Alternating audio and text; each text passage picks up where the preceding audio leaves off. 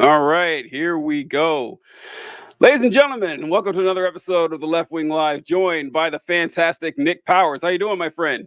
I'm well. How are you? Oh, here's Doing John. great. Yeah, John, man. All right. Hey. Boys, we ready to watch the vice presidential debate. The one that the real sickos watch, the real political junkies. I mean, that we're going into the minutia here. You guys ready? I'm so ready, fucking TJ. pumped. TJ, wait one moment here. Hold on. No problem. Well, Nick, go ahead. What do you think? Oh, I was just gonna say I'm so fucking pumped to watch Walz destroy JD Vance. That's why we're here. Yes, this is the only debate that I've felt confident about for a long time. This is gonna be so fucking cathartic. Yeah, I'm pretty excited about that as well. It's just watching a normal fucking. I'm actually upset that we haven't seen more of Tim Walz since the first couple of weeks that he was announced.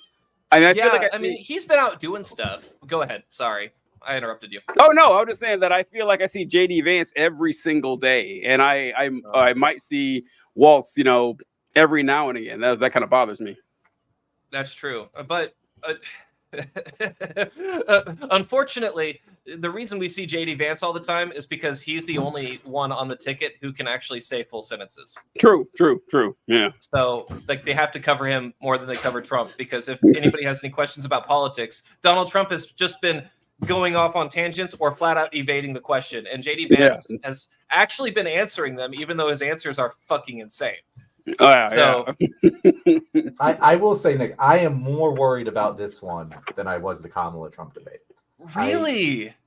Because my degree of uncertainty around Walz is higher, and I think that Vance says a lot of crazy shit, but he knows the crazy that he's saying. Like, he understands the arguments that he's making in a way that Trump doesn't. So, like, it's true. I see a higher chance of a failure, I guess, and about the same chance of success. I was highly confident. I don't know. I mean, I don't know. I feel like JD Vance is so fucking new to politics, and even though he knows what he's saying, he still doesn't know how to interact with people at all. That's true. That's true. And Tim Walz does. The problem that Kamala Harris has is because Trump can just say whatever the fuck he wants, and get away with it. JD Vance can't. Yeah, that's a good point. He has. So he might too well be too good at articulating his position. That's exactly. Trump's saving grace. That is true. Yeah, that's true. Like one thing that perhaps why we haven't seen Tim Walz quite as much as we'd like is that when your enemy is fucking up, just let him do it. It might just be, there's only so bad that he can do, and JD Vance seems to have been hitting the bottom, and they keep. Did you see when they didn't let him into that restaurant the other day? No, oh my God, no. Yeah, he tried to have an event, and a bunch of his supporters were there. And he came by. They're like, "Nah, man, we're not gonna let you in." So they all had to kind of stream out. It was pretty funny. It was in Pennsylvania somewhere. I can't remember the name of the place, but it was pretty funny. Oh, that's beautiful. It was gold. I know that would not happen to Walz. No.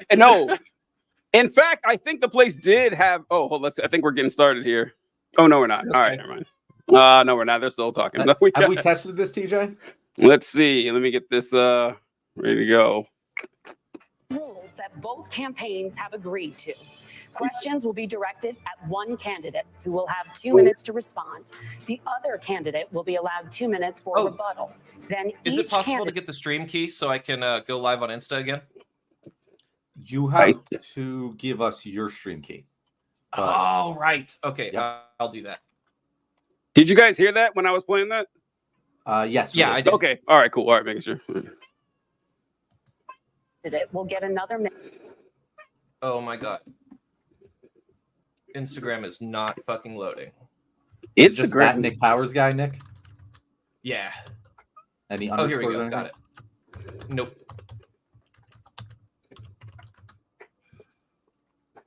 I find Instagram to be very tricky. I'm not quite. Oh, Nick, we got to get with you sometime on trying to get this to TikTok. John and I have been like, you ever see that episode of SpongeBob where he tries to use the computer? He just starts bashing it on the table over and over again. That's kind of what I feel like trying to get this all together. It's just not working out for me. I can help. Yeah, for sure. I'm not used to StreamYard, so I don't know how much help I'll be, but I'll do what I can. Nick, send it to me on Instagram and Instagram DM. The stream. Okay, feed. got it.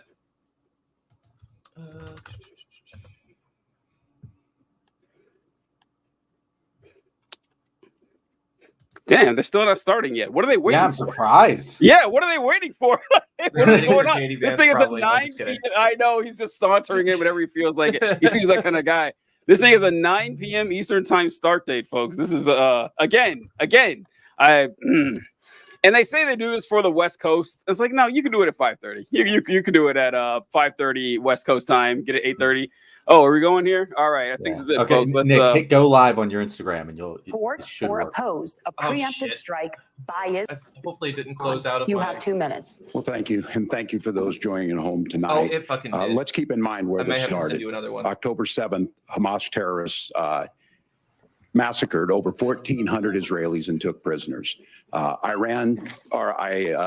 Israel's ability to be able to defend itself is absolutely fundamental. Getting its hostages back, fundamental. And Amazing ending start. the Amazing humanitarian start. crisis Yes. in Gaza. But the expansion of Israel and its proxies is an absolute fundamental necessity for the changed United the States to have the speed. steady leadership there. You saw it experienced today, where along with our Israeli partners and our coalition, able to stop the incoming attack. But what's fundamental here is that steady leadership is going to matter. It's clear, and the world saw it on that debate stage a few weeks ago. A nearly 80-year-old Donald Trump talking about crowd sizes is not what we need in this moment. But it's not just that. It's those that were closest to Donald Trump that understand how dangerous he is when the world is this dangerous. His chief of staff, John Kelly, said that he was the most flawed human being he'd ever met. And both of his secretaries of defense and his national security advisors said he should be nowhere near the White House. Now, the person closest to them, Donald Trump, said he's unfit for the highest office. That was Senator Vance. What we've seen out of Vice President Harris is we've seen steady leadership. We've seen a calmness that is able to draw on the coalitions to bring them together. Understanding that our allies matter. When our allies see Donald Trump turn towards Vladimir Putin, turn towards North Korea, when we start to see that type of fickleness around holding the coalitions together, we will stay committed. And as the vice president said today we will protect our forces and our allied forces, and there will be consequences. Governor, your time is up. Senator Vance, the same question. Would you support or oppose a preemptive strike by Israel on Iran? You have 2 minutes. So, Margaret, I want to answer the question. First of all, thanks, Governor. Thanks to CBS for hosting the debate. And thanks, most importantly, to the American people who are watching this evening and caring enough about this country to pay attention to this vice presidential debate. I want to answer the question, but I want to actually give an introduction to myself a little bit, because I recognize a lot of Americans don't know who either one of us are. I was raised in a working class family. Oh, My mother boy, required Jesus food Christ. assistance for periods of her life. My grandmother required Social Security help to raise me. And she raised me in part because my own mother struggled with addiction for a big chunk of my I know early foreign life. policy is important. I went to college on the GI Bill after I enlisted in the Marine Corps and served in Iraq. And so I stand here asking to be your vice president with extraordinary gratitude for this country, for the American dream that made it possible for me to live my dreams. And most importantly, I know that a lot of you are worried about the chaos in the world and the feeling that the American dream is unattainable. I want to try to convince you tonight over the next 90 minutes that if we get better leadership in the White House, if we get Donald Trump back in the White House, the American dream is going to be attainable once again. Now, to answer this particular question, we have to remember that as much as Governor Walz just accused Donald Trump of being an agent of chaos, Donald Trump actually delivered stability in the world, and he did it by establishing effective deterrence. People were afraid of stepping out of line. Iran, which launched this attack, has received over $100 billion in unfrozen assets thanks to the Kamala Harris administration. What do they use that money for? They use it to buy weapons that they're now launching against our allies, and God forbid, potentially launching against the United States as well. Donald Trump recognized that for people to fear the United States, you needed peace through strength. They needed to recognize that if they got out of line, the United States global leadership would put stability and peace back in the world. Now, you asked about a preemptive strike, Margaret, and I want to answer the question. Look, it is up to Israel what they think they need to do to keep their country safe, and we should support our allies wherever they are when they're fighting the bad guys. I think that's the right approach to take with the Israel question. Thank you, Senator. Governor Walz, do you care to respond to any of the allegations? Well, look, Donald Trump was in office. We'll sometimes hear a revisionist history, but when Donald Trump was in office, it was Donald Trump who we had a coalition of nations that had boxed Iran's nuclear program in. The inability Finally, to someone advance says it. this. Donald Trump pulled that program and put nothing else in its place. So Iran is closer to a nuclear weapon than they were before because of Donald Trump's fickle leadership. And when Iran shot down an American aircraft in international airspace, Donald Trump tweeted, because that's the standard diplomacy of Donald Trump. And when Iranian missiles did fall near U.S. troops and they received traumatic brain injuries, Donald Trump wrote it off as headaches.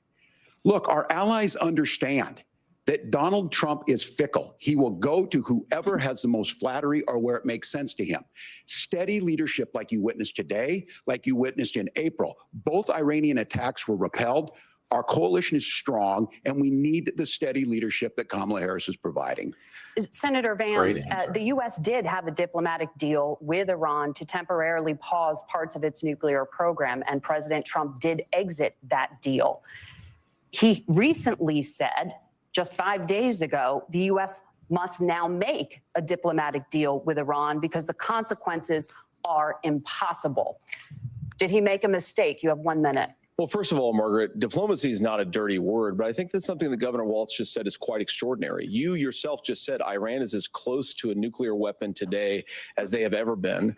And Governor Walz, you blame Donald Trump, who has been the vice president for the last 3.5 years. And the answer is you're running dumb not fucking mine. That's a very dumb Donald answer. Trump That's not a bad answer. made the world more secure. Now, we talk about what the sequence of events that led us to where we are right now, and you can't ignore October the 7th, which I appreciate Governor Walz bringing up.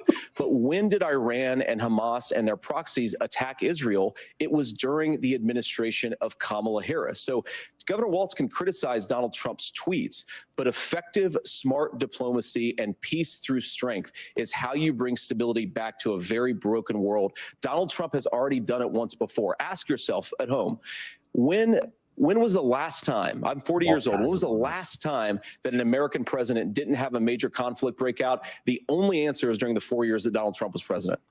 Gentlemen, we have a lot to get to. Nora? Margaret, thank you. Are you going to Hurricane Helene? The storm. Did he say that Donald Trump didn't have a major conflict? More than 160 people are dead and hundreds more are missing. Scientists say climate change makes these hurricanes larger, stronger, and more deadly because of the historic rainfall. Senator Vance, according to CBS News polling, 7 in 10 Americans and more than 60% of Republicans under the age of 45 favor the U.S. taking steps to try and reduce climate change.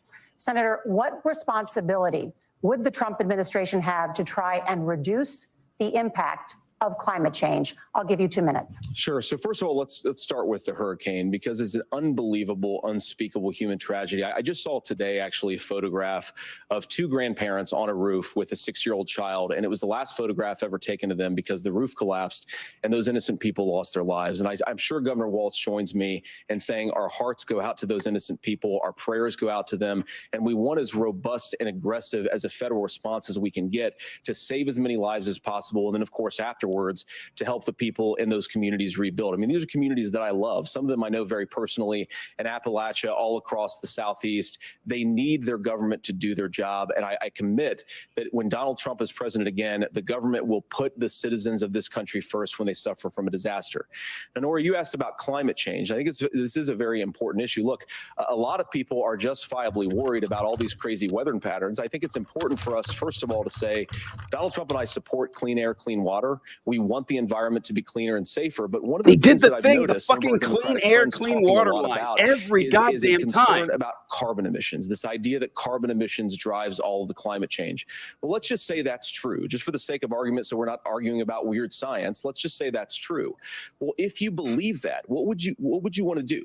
The answer is that you'd want to reshore as much American manufacturing as possible, and you'd want to produce as much energy as possible in the United States of America, because we're the cleanest economy in the entire world. What have Kamala Harris's policies actually led to?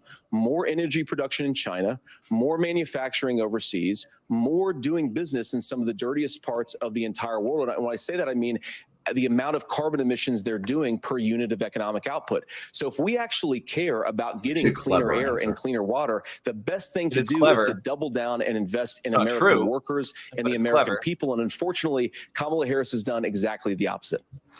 Governor Walz, you have 2 minutes to respond. Well, we got close to an agreement because all those things are happening. Look, first of all, it is a horrific tragedy with this hurricane. And my heart goes out to the folks that are down there in contact with the governors. I serve as co-chair of the Council of Governors as we work together on these emergency managements. Governors know no partisanship. They work together. So all of the governors and the emergency responders are on the ground. Those happen on the front end.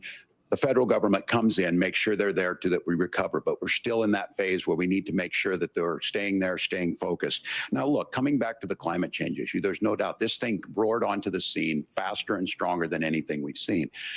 Senator Vance has said that there's a climate problem in the past. Donald Trump called it a hoax and then joked that these things would make more beachfront property to be able to invest in. What we've seen out of the Harris administration now, the Biden-Harris administration, is we've seen this investment. We've seen massive investments, the biggest in global history that we've seen in the Inflation Reduction Act, has created jobs all across the country. 2,000 in Jeffersonville, Ohio, taking the EV technology that we invented and making it here. 200,000 jobs across the country. The largest solar manufacturing plant in North America sits in Minnesota. But my farmers know climate change is real. They've seen 500-year droughts, 500-year floods back to back. But what they're doing is adapting, and this has allowed them to tell me, look, I harvest corn, I harvest soybean, and I harvest wind. We are producing more natural gas and more oil at any time than we ever have. We're also producing more clean energy. So the solution for us is to continue to move forward, that climate change is real. Reducing our impact is absolutely critical, but this is not a false choice. You can do that at the same time you're creating the jobs that we're seeing all across the country. That's exactly what this administration has done. We are seeing us becoming an energy superpower for the future, not just the current. And that's what absolutely makes sense. And then we start thinking about how do we mitigate these disasters. Thank you. Senator, I want to give you an opportunity to respond there. The governor mentioned that President Trump has called climate change a hoax. Do you agree?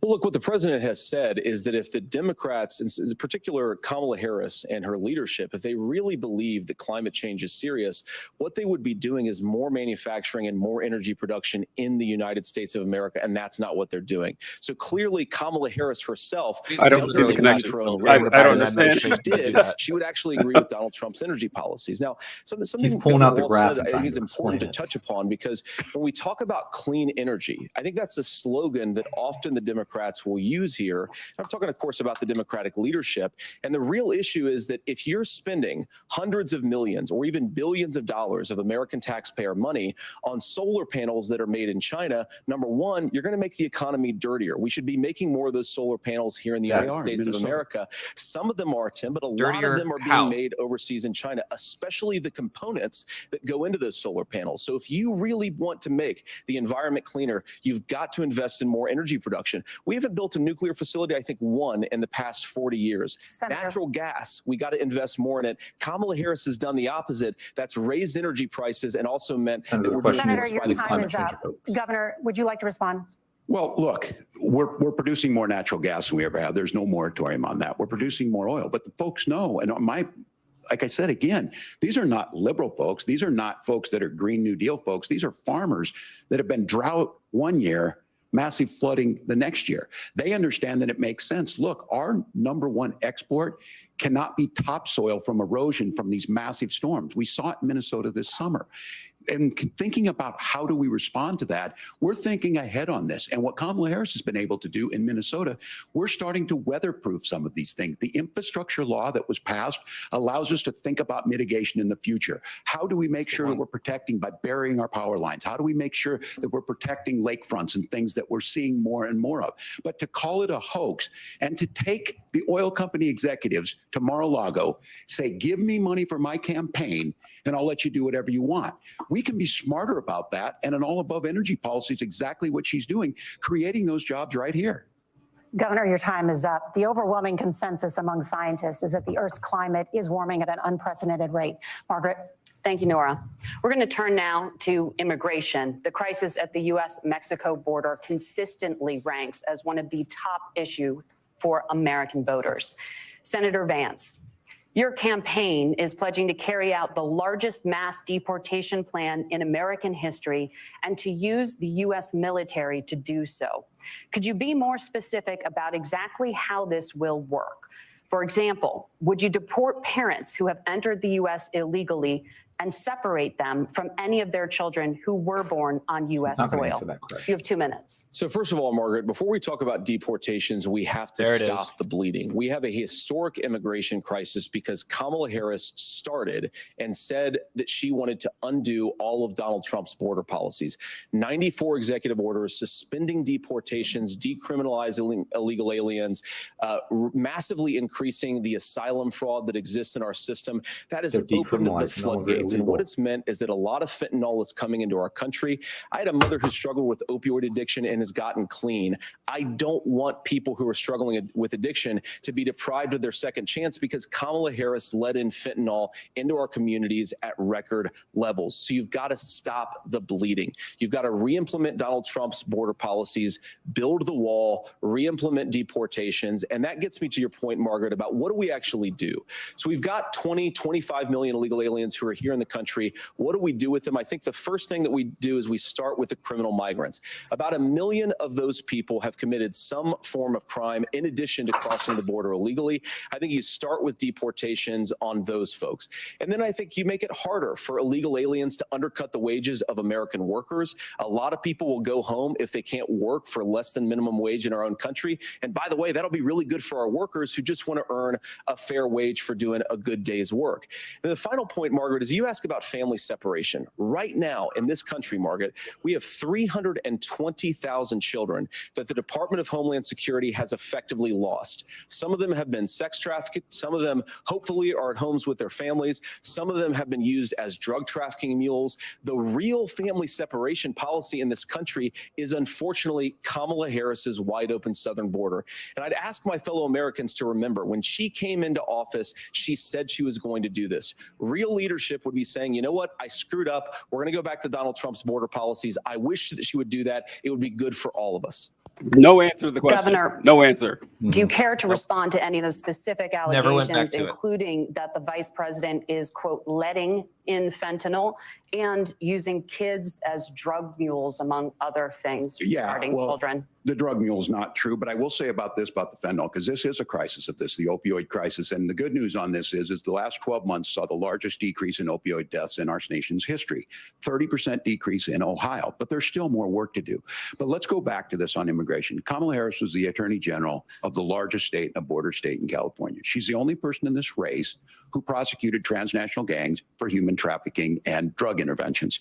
But look, we all want to solve this. Most of us want to solve this, and that is the United States Congress. That's the Border Patrol agents. That's the Chamber of Commerce. That's most Americans out here. That's why we had the fairest and the toughest bill on immigration that this nation's seen. It was crafted by a conservative senator from Oklahoma, James Lankford. I know him. He's super conservative, but he's a man of principle, wants to get it done. Democrats and Republicans worked on this piece of legislation. The Border Patrol said, this is what we need in here. These are the experts. And the Chamber of Commerce and the Wall Street Journal said, pass this thing. Kamala Harris helped get there. 1,500 new border agents, detection for drugs, DOJ money to speed up the adjudications on this, just what America wants. But as soon as I was getting ready to pass and actually tackle this, Donald Trump said no, told them to vote against it because it gives him a campaign issue. It gives him what would Donald Trump talk about if we actually did some of these things? And they need to be done by the legislature. You can't just do this through the executive branch. So look, we have the options to do this. Donald Trump had 4 years. He had 4 years to do this. And he promised you, America, how easy it would be. I'll build you a big, beautiful wall, and Mexico will pay for it. Thank God. Less than 2% of that wall got built, and Mexico didn't pay a dime. But here we are again, 9 years after he came down that escalator, dehumanizing people and telling them what he was going to do. As far as the deportation plan, at one point, Senator Vance said it was so unworkable to be laughable. So that's where we're at. Pass the bill, she'll sign it. Governor, your time is up. Senator, the question was, will you separate parents from their children, even if their kids are U.S. citizens? You have 1 minute. Margaret, my point is that we already have massive child separations thanks to Kamala Harris's open border. And I didn't accuse Kamala Harris of inviting drug mules. I said that she enabled the Mexican drug cartels to operate freely in this country. And we know that they use children as drug mules, and it is a disgrace, and it has to stop. Look, I think what Tim said just doesn't pass the smell test. For 3 years, just keep asking Kamala him. Harris Just ask it every time for the next hour. Ask the same question. That's what she did exactly that. We had a record number of illegal crossings. We had a record number of fentanyl coming into our country. And now that she's running for president, or a few months before, she says that somehow she got religion and cared a lot about a piece of legislation. The only thing that she did when she became the vice president, when she became the appointed border czar, was to undo 94 Donald Trump executive actions that opened the border. This problem is leading to massive problems in the United States of America. Parents who can't afford health care, schools that are overwhelmed. It's got to stop, and it will when Donald Trump is president. Senator, your time is up. Governor, what about our CBS News polling, which does show that a majority of Americans, more than 50%, support mass deportations? Look, really? Fix this issue with a bill that is necessary. Yes. But Jesus. the issue on this is what happens. This place fucking sucks. Well, you demonize it. And we saw this. And Senator Vance, and it surprises me on this, talking about and saying, I will create stories to bring attention to this. That vilified a large number of people who were here legally in the community of Springfield. The Republican governor said, it's not true. Don't do it. There's consequences for this. There's consequences. We could come together. Senator Lankford did it. We could come together and solve this if we didn't let Donald Trump continue to make it an issue. And the consequences in Springfield were the governor had to send state law enforcement to escort kindergartners to school.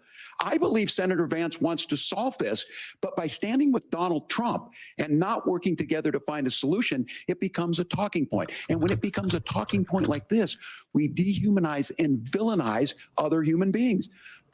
Tim, Governor, your time is up. Senator, I'll give you 1 minute, but let me just ask you the question first. The governor has made the point, and I think as a sitting lawmaker, you know that Congress controls the purse strings and any funding.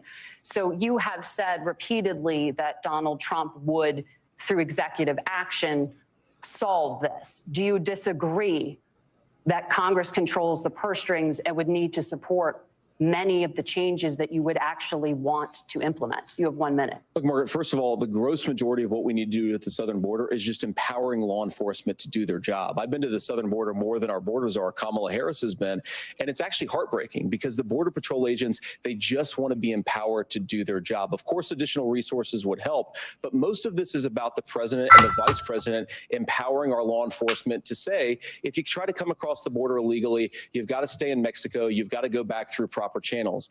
Now, Governor Walz brought up the community of Springfield, and he's very worried about the things that I've said in Springfield. Look, in Springfield, Ohio, and in communities all across this country, you've got schools that are overwhelmed. You've got hospitals that are overwhelmed. You have got housing that is totally unaffordable because we brought in millions of illegal immigrants to compete with Americans for scarce homes. The people that I'm most worried about in Springfield, Ohio, are the American citizens who have had their lives destroyed by Kamala Harris's open border. It is a disgrace, Tim. And I actually think, I agree with you. I think you want to solve this problem, but I don't think that Kamala Harris does. Senator, your time is up. Governor, you have 1 minute to respond. Yeah, well, it is law enforcement that asked for the bill. They helped craft it. They're the ones that supported it. That's true. That's because they know we need to do this. Look, this issue of continuing to bring this up, of not dealing with it, of blaming migrants for everything. On housing, we could talk a little bit about Wall Street speculators buying up housing and making them less affordable, but it becomes a blame. Look, this bill also gives the money necessary to adjudicate. I agree. It should not take 7 years for an asylum claim to be done. This bill gets it done in 90 days. Then you start to make a difference in this, and you start to adhere to what we know, American principles. Look, I don't talk about my faith a lot, but Matthew 25:40 talks about, to the least amongst us, you do unto me. I think that's true of most Americans. They simply want order to it. This bill does it. It's funded. It's supported by the people who do it, and it lets us keep our dignity about how we treat other people. Thank you, Governor. And just to clarify for our viewers, Springfield, Ohio does have a large number of Haitian migrants who have legal status, temporary protected status. Well, Margaret, but thank you, Senator. No, let him walk into the trap. Let him walk into the trap. The rules were that you guys weren't going to fact check, and since you're fact checking me, I think it's important to say what's actually going on. So there's an application called the CBP One app, where you can go on as an illegal migrant, apply for asylum or apply for parole, and be granted legal status at the wave of a Kamala Harris open border wand. That is not a person coming in, applying for a green card and waiting for 10 years. That is the facilitation of illegal immigration, Margaret, by our Republicans actually voted against asylum rights, by the way. So the asylum that he's talking about, Republicans are against. 1990. Thank you, gentlemen. The we want to have app has not been on the books. This is the spinning out of control. They mute them? Gentlemen, they mute them? The audience can't hear you because your mics are cut. We have so much we want to get to. Thank you for explaining the legal process. Oh, no. Nora. Thank you, Margaret. The economy is a top concern for voters. Each of your campaigns has released an economic plan, so let's talk about the specifics. Governor Walz, Vice President Harris unveiled a plan that includes billions in tax credits for manufacturing, housing, and a renewed child tax credit. The Wharton School says your proposals will increase the nation's deficit by $1.2 trillion. How would you pay for that without ballooning the deficit? Governor, I'll give you 2 minutes. Yeah, thank you. And Kamala Harris and I do believe in the middle class because that's where we come from. We both grew up in that. We understand. So those of you out there listening tonight, you're hearing a lot of stuff back and forth, and it's good. It's healthy. That's what this is supposed to happen. You should be listening. How's this going to impact me? The bold forward plan that Kamala Harris put out there is talking about this housing issue. The one thing is there's 3 million new houses proposed under this plan with down payment assistance on the front end to get you in a house. A house is much more than just an asset to be traded somewhere. It's foundational to where you're at. And then making sure that the things you buy every day, whether they be prescription drugs or other things, that there's fairness in that. Look, the $35 insulin is a good thing, but it costs $5 to make insulin. They were charging $800 before this law went into effect. As far as the housing goes, I've seen it in Minnesota. 12% more houses in Minneapolis, prices went down on rent 4%. It's working. And then making sure tax cuts go to the middle class. $6,000 child tax credit, we have one in Minnesota, reduces childhood poverty by 1/3. We save money in the long run, and we do the right thing for families. And then getting businesses off the ground. The law as it stands right now is $5,000 tax credit for small business, increasing that to $50,000. Now, this is a philosophical difference between us. Donald Trump made a promise, and I'll give you this. He kept it. He took folks from Mar-a-Lago, said, you're rich as hell, I'm gonna give you a tax cut. He gave the tax cuts that predominantly went to the top class. What happened there was an $8 trillion increase in the national debt, the largest ever. Now he's proposing a 20% consumption or sales tax on everything we bring in. Everyone agrees, including businesses, it would be destabilizing it. It would increase inflation and potentially lead to a recession. Look, this is simple for you. Where are we going? Kamala Harris has said to do the things she wants to do. We'll just ask the wealthiest to pay their fair share. When you do that, our system works best. More people are participating in it, and folks have the things that they need. Senator, I want to give you a moment to respond on that. But similarly, the Wharton School has done an analysis of the Trump plan and says it would increase the nation's deficit by $5.8 trillion. My question is the same for you. How do you pay for all that without ballooning the deficit? I'll give you 2 minutes. Well, first of all, you're going to hear a lot from Tim Walz this evening, and you just heard it in the answer. A lot of what Kamala Harris proposes to do, and some of it, I'll be honest with you, it even sounds pretty good. Here's what you won't hear, is that Kamala Harris has already done it because she's been the vice president for 3.5 years. She had the opportunity to enact all of these great policies, and what she's actually done instead is drive the cost of food higher by 25%, drive the cost of housing higher by about 60%, open the American southern border, and make middle-class life unaffordable for a large number of Americans. If Kamala Harris has such great plans for how to address middle-class problems, then she ought to do them now, not when asking for a promotion, but in the job the American people gave her 3.5 years ago. And the fact that she isn't tells you a lot about how much you can trust her actual plans. Now, Donald Trump's economic plan is not just a plan, but it's also a record. A lot of those same economists attack Donald Trump's plan, and they have PhDs, but they don't have common sense and they don't have wisdom. Because Donald Trump's economic policies, the fucking nerds are attacking me. It's a strategy. In a generation in this country, 1.5% inflation, and to boot, peace and security all over the world. So when people say that Donald Trump's economic plan doesn't make sense, I say, look at the record. He delivered rising take-home pay for American workers.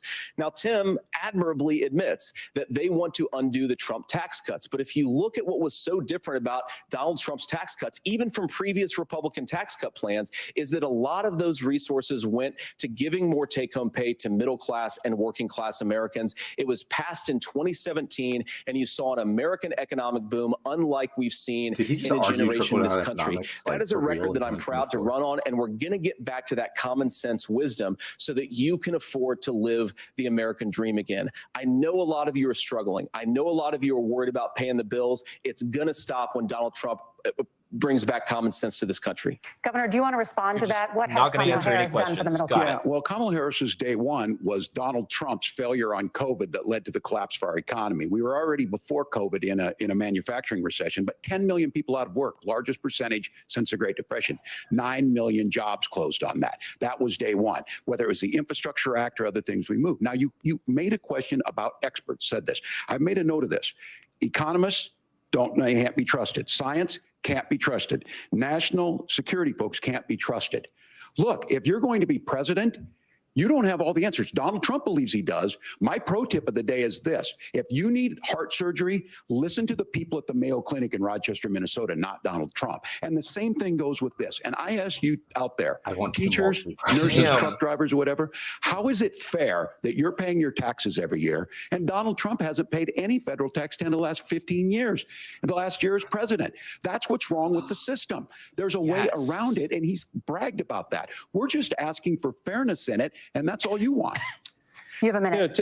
Governor, you say trust the experts. But those same experts for 40 years said that if we shipped our manufacturing base off to China, we'd get cheaper goods. They lied about that. No, they said if we shipped our industrial base off that's to what other Republicans said. That's what Republicans said. What are you talking about, experts? They were wrong about that. They were wrong about the idea that if we made America less self-reliant, less productive in our own nation, that would somehow make us better off. Are they in the room right now? Wrong about it. And they are Ronald Reagan.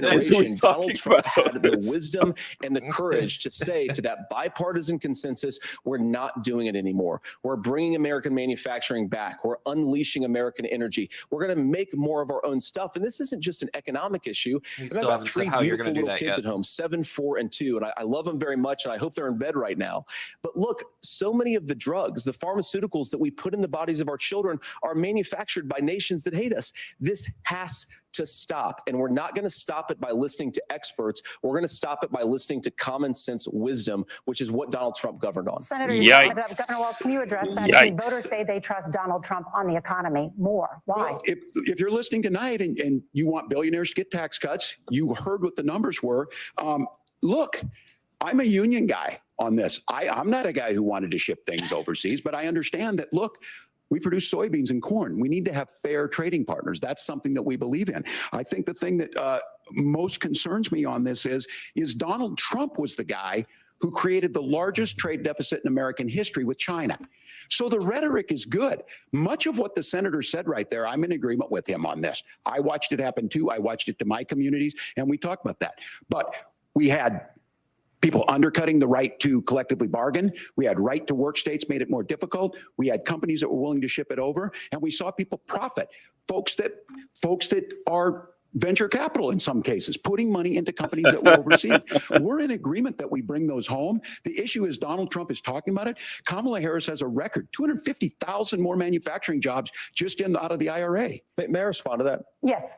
So appreciate that. So if you notice what Governor Walz just did is he said, first of all, Donald Trump has to listen to the experts.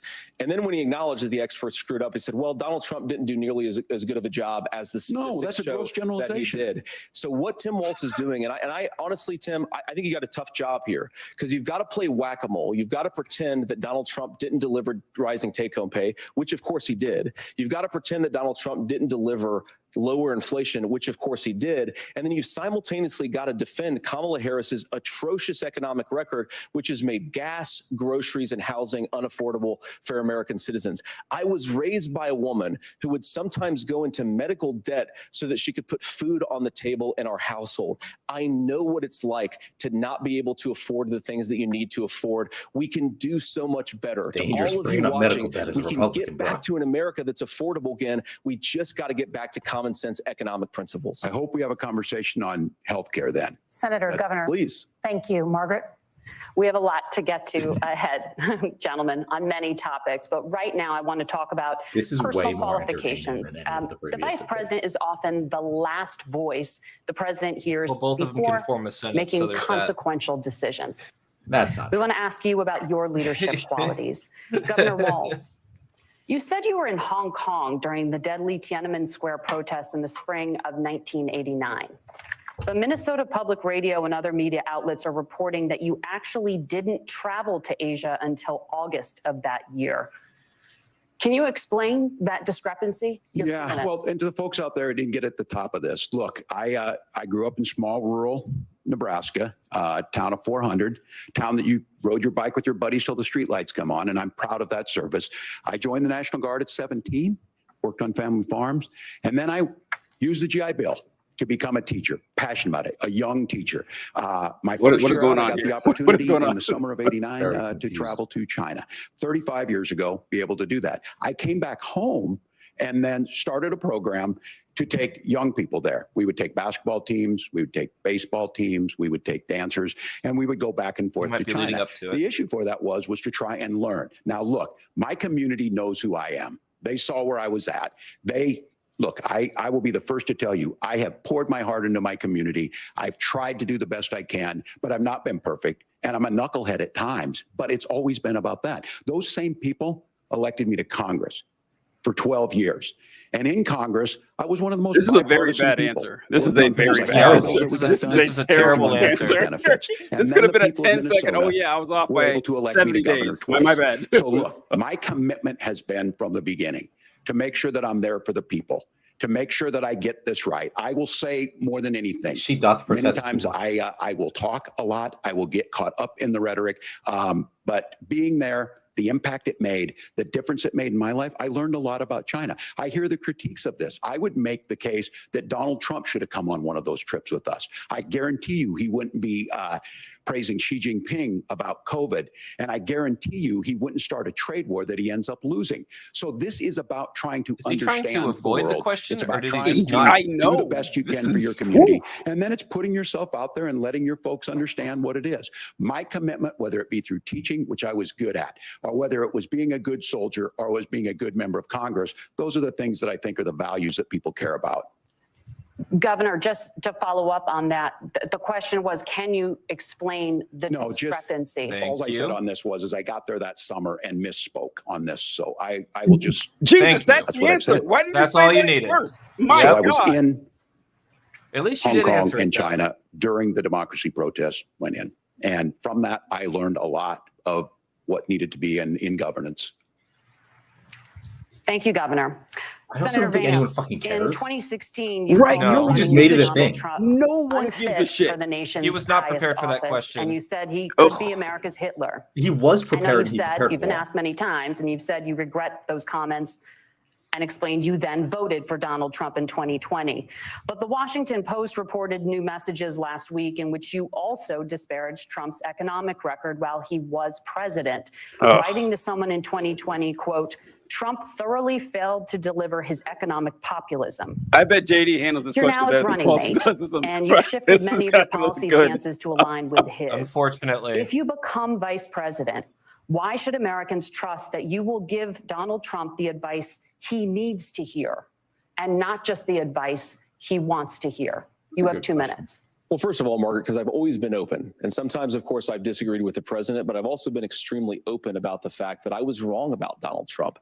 I was wrong, first of all, because I believed some of the media stories that turned out to be dishonest fabrications of his record. But most importantly, Donald Trump delivered for the American people. Rising wages, rising take-home pay, an economy that worked for normal Americans, a secure southern border, a lot of things, frankly, that I didn't think he'd be able to deliver on. And yeah, when you screw up, when you misspeak, when you get something wrong and you change your mind, you ought to be honest with the American people about it. It's one of the reasons, Margaret, why I've done so many interviews is because I think it's important to actually explain to the American people where I come down on the issues and what changed. Now, you pointed out to messages from 2020.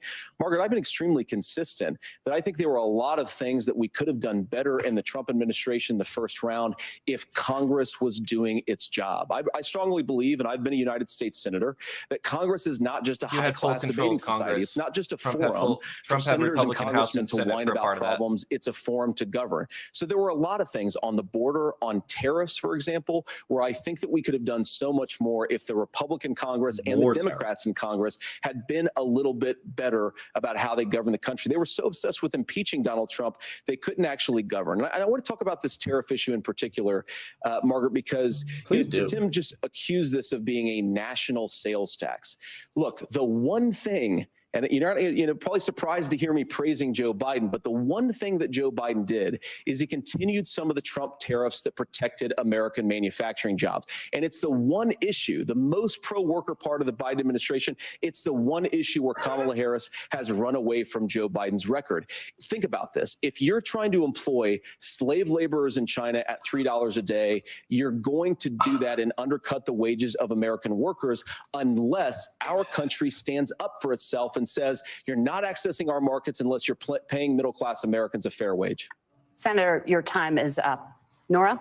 Thank you. Now to the issue of reproductive rights. Can you let? Senator Walz, Oh my after God. Roe Let versus Walz Wade was respond to overturned, that. you signed a bill into law that made Minnesota one of the least restrictive states in the nation when it comes to abortion. Former President Trump said in the last debate that you believe abortion, quote, in the 9th month is absolutely fine. Yes or no? Is that what you support? I'll give you 2 minutes. That's not what the bill says, but look, this issue is what's on everyone's mind. Donald Trump put this all into motion. He brags about how great it was that he put the judges in and overturned Roe versus Wade, 52 years of personal autonomy. And then he tells us, oh, we send it to the states. It's a beautiful thing. Amanda Zaworski would disagree with you on it's a beautiful thing. A young bride in Texas waiting for their child at 18 weeks. She has a complication, a tear in the membrane. She needs to go in. The medical care at that point needs to be decided by the doctor. And that would have been an abortion. But in Texas, that would have put them in legal jeopardy. She went home, got sepsis, nearly dies, and now she may have difficulty having children. Or in Kentucky, Hadley Duvall, a 12-year-old child raped and impregnated by her stepfather. Those are horrific. Now, when God asked about that, Senator Vance said 2 wrongs don't make a right. There is no right in this. So in Minnesota, what we did was restore Roe versus Wade. We made sure that we put women in charge of their health care. But look, this is not where, if you don't know Amanda or a Hadley, you soon will. Their Project 2025 is going to have a registry of pregnancies. It's going to make it more difficult, if not impossible, to get contraception and limit access, if not eliminate access to infertility treatments. For so many of you out there listening, me included, infertility treatments are why I have a child. That's nobody else's business, but those things are being proposed. And the catch-all on this is, well, the states will decide what's right for Texas might not be right for Washington. That's not how this works. This is basic human right. We have seen very true. Very good. Maternal mortality skyrocket in Texas, outpacing many other countries in the world. This is about healthcare. In Minnesota, we are ranked first in healthcare for a reason. We trust women. We trust doctors. Senator, do you want to respond to the governor's claim? Will you create a federal pregnancy monitoring agency? No, Nora, certainly we won't. And I want to talk about this issue because I know a lot of Americans care about it, and I know a lot of Americans don't agree with everything that I've ever said on this topic. And, you know, I grew up in a working class family in a neighborhood where I knew a lot of young women who had unplanned pregnancies and decided to terminate those pregnancies because they feel like they didn't have any other options. And, you know, one of them is actually very dear to me. And I know she's watching tonight, and I love you. And she told me something a couple years ago that she felt like if she hadn't had that abortion, that it would have destroyed her life because she was in an abusive relationship. And I think that what I take from that as a Republican who proudly wants to protect innocent life in this country, who proudly wants to protect the vulnerable, is that my party, we've got to do so much better of a job at earning the American people's trust back on this issue where they frankly just don't trust us. And I think that's one of the things that Donald Trump and I are endeavoring to do.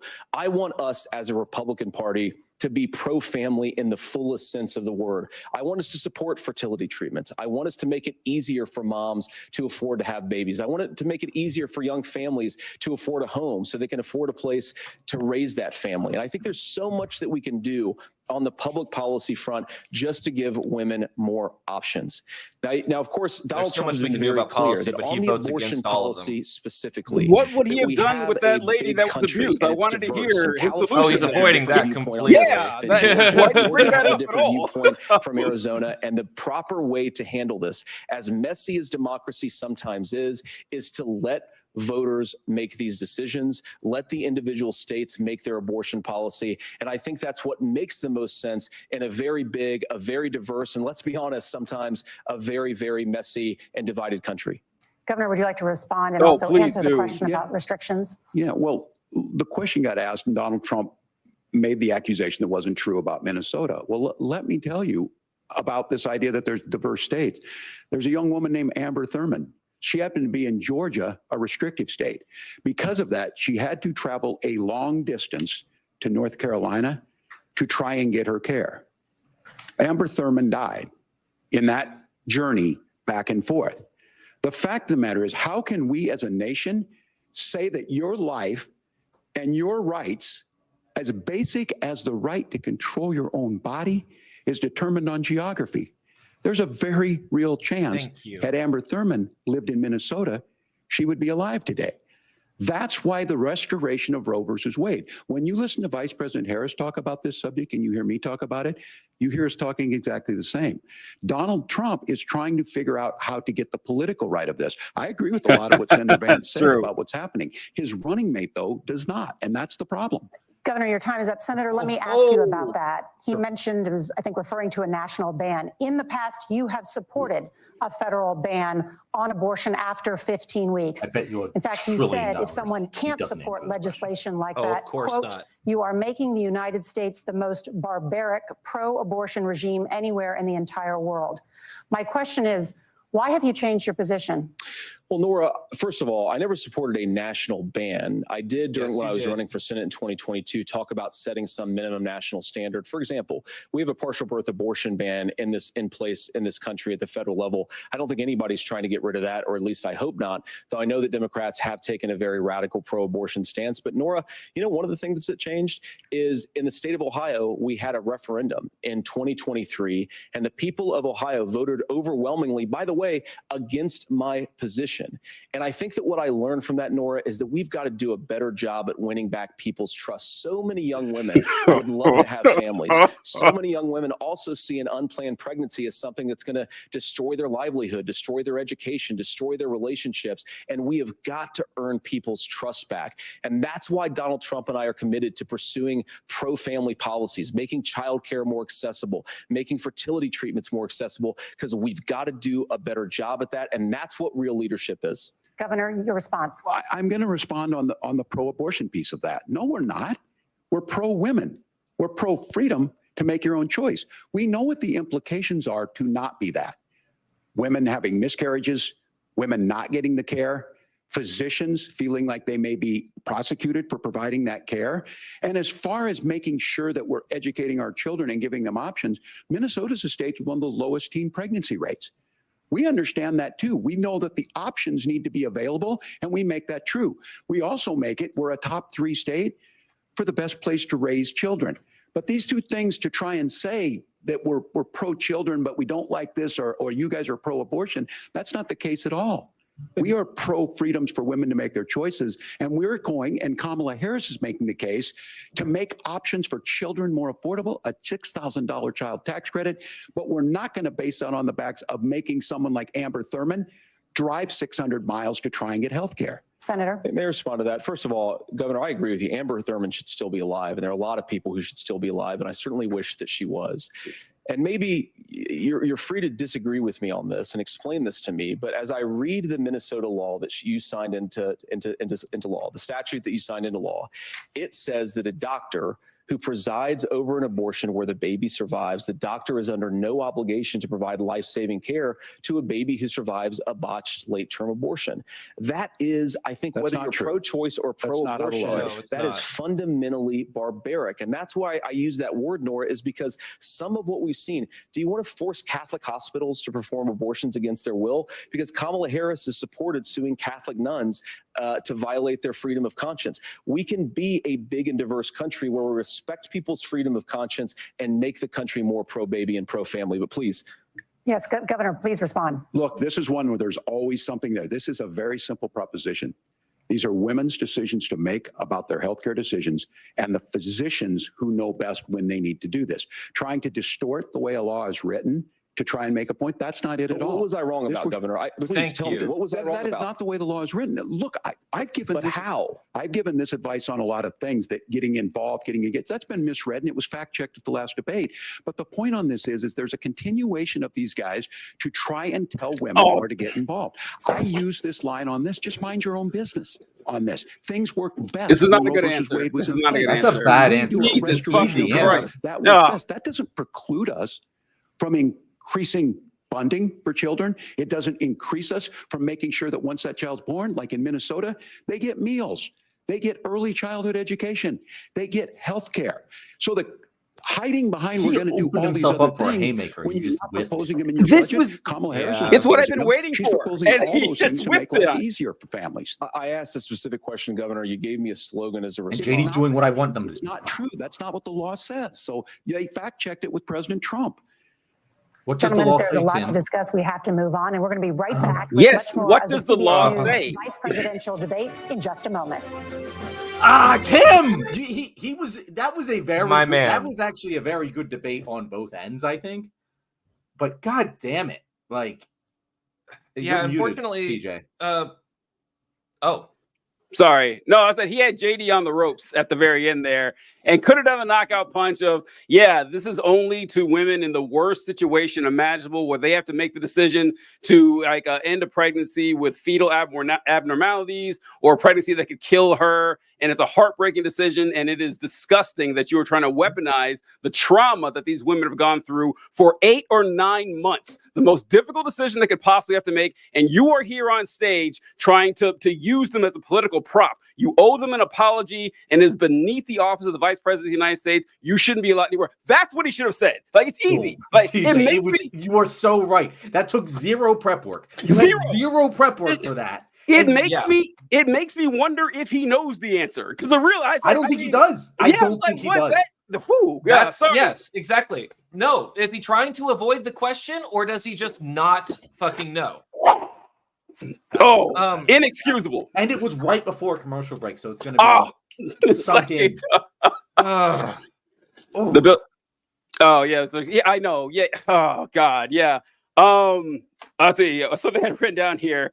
Honestly, which by the way, I just was like what Kyle said there. That's just how all parental medical decisions work. Like, like parents have DNR. Like, they have that right in every case, not just botched abortions or whatever it might be. It's just how it always works for everything, and it's so easy to explain because people understand that. It's frustrating. He didn't know the answer. It makes me think he doesn't know. It makes me think, but that beats political malpractice on a level that is just like unforgivable. I don't know, but maybe I think we talked about it before. They're afraid to answer this question. Like, maybe they are just afraid to. Yeah, and it's like it's way better than what they did. That's way better than that, especially when JD was on the defense the entire time. Like, for abortion, it was his weakest topic, and he was floundering. And it should be the strongest. No, I mean JD Vance's was his weakest topic. He was getting crushed the entire time. Right. Yeah, I don't know. What are your thoughts, Nick? No, I mean, I'm in a complete agreement with both of you. He made a lot of great points. He just couldn't back them up. And when JD Vance said anything, especially if they were completely idiotic, he wasn't able to essentially finish him off. Like, in that last closing segment, he had the perfect opportunity to accuse him of weaponizing abortion. That's all it would have taken. But that's almost just like the China question. That was his other blunder. That was bad. Yeah, we're lucky no one gives a fuck about the China thing, because that was a terrible answer. Yeah, that was a terrible answer. He did come back and answer it, which was great. But God. we all three of us were like, what is happening? What is going on here? We were just really lost right there. Also, I didn't know there was a council of governors. He mentioned that he was the chair. I was like, oh, that's interesting. That sounds like a Lord of the Rings title or something like that. I don't know. That sounded pretty cool. Someone in the comments wrote, I was trying to scroll to find it, where he says that he wishes Walz was more aggressive. I wish Walz was more passive aggressive. Like JD Vance is not a serious person. He shouldn't be treated as such. You should be like rolling your eyes. You should be throwing snide comments here and there. And honestly, until the end there, John, you said something I disagreed with a lot, where you said this was entertaining, because I wrote down, I forgot how boring regular debates were without Donald Trump, because it seemed pretty boring to me until the very end. The very end, I was okay, now this is getting good, but for the most part, I think they're back. Hold on. Let's see. I'll be right back, guys. All right. No worries.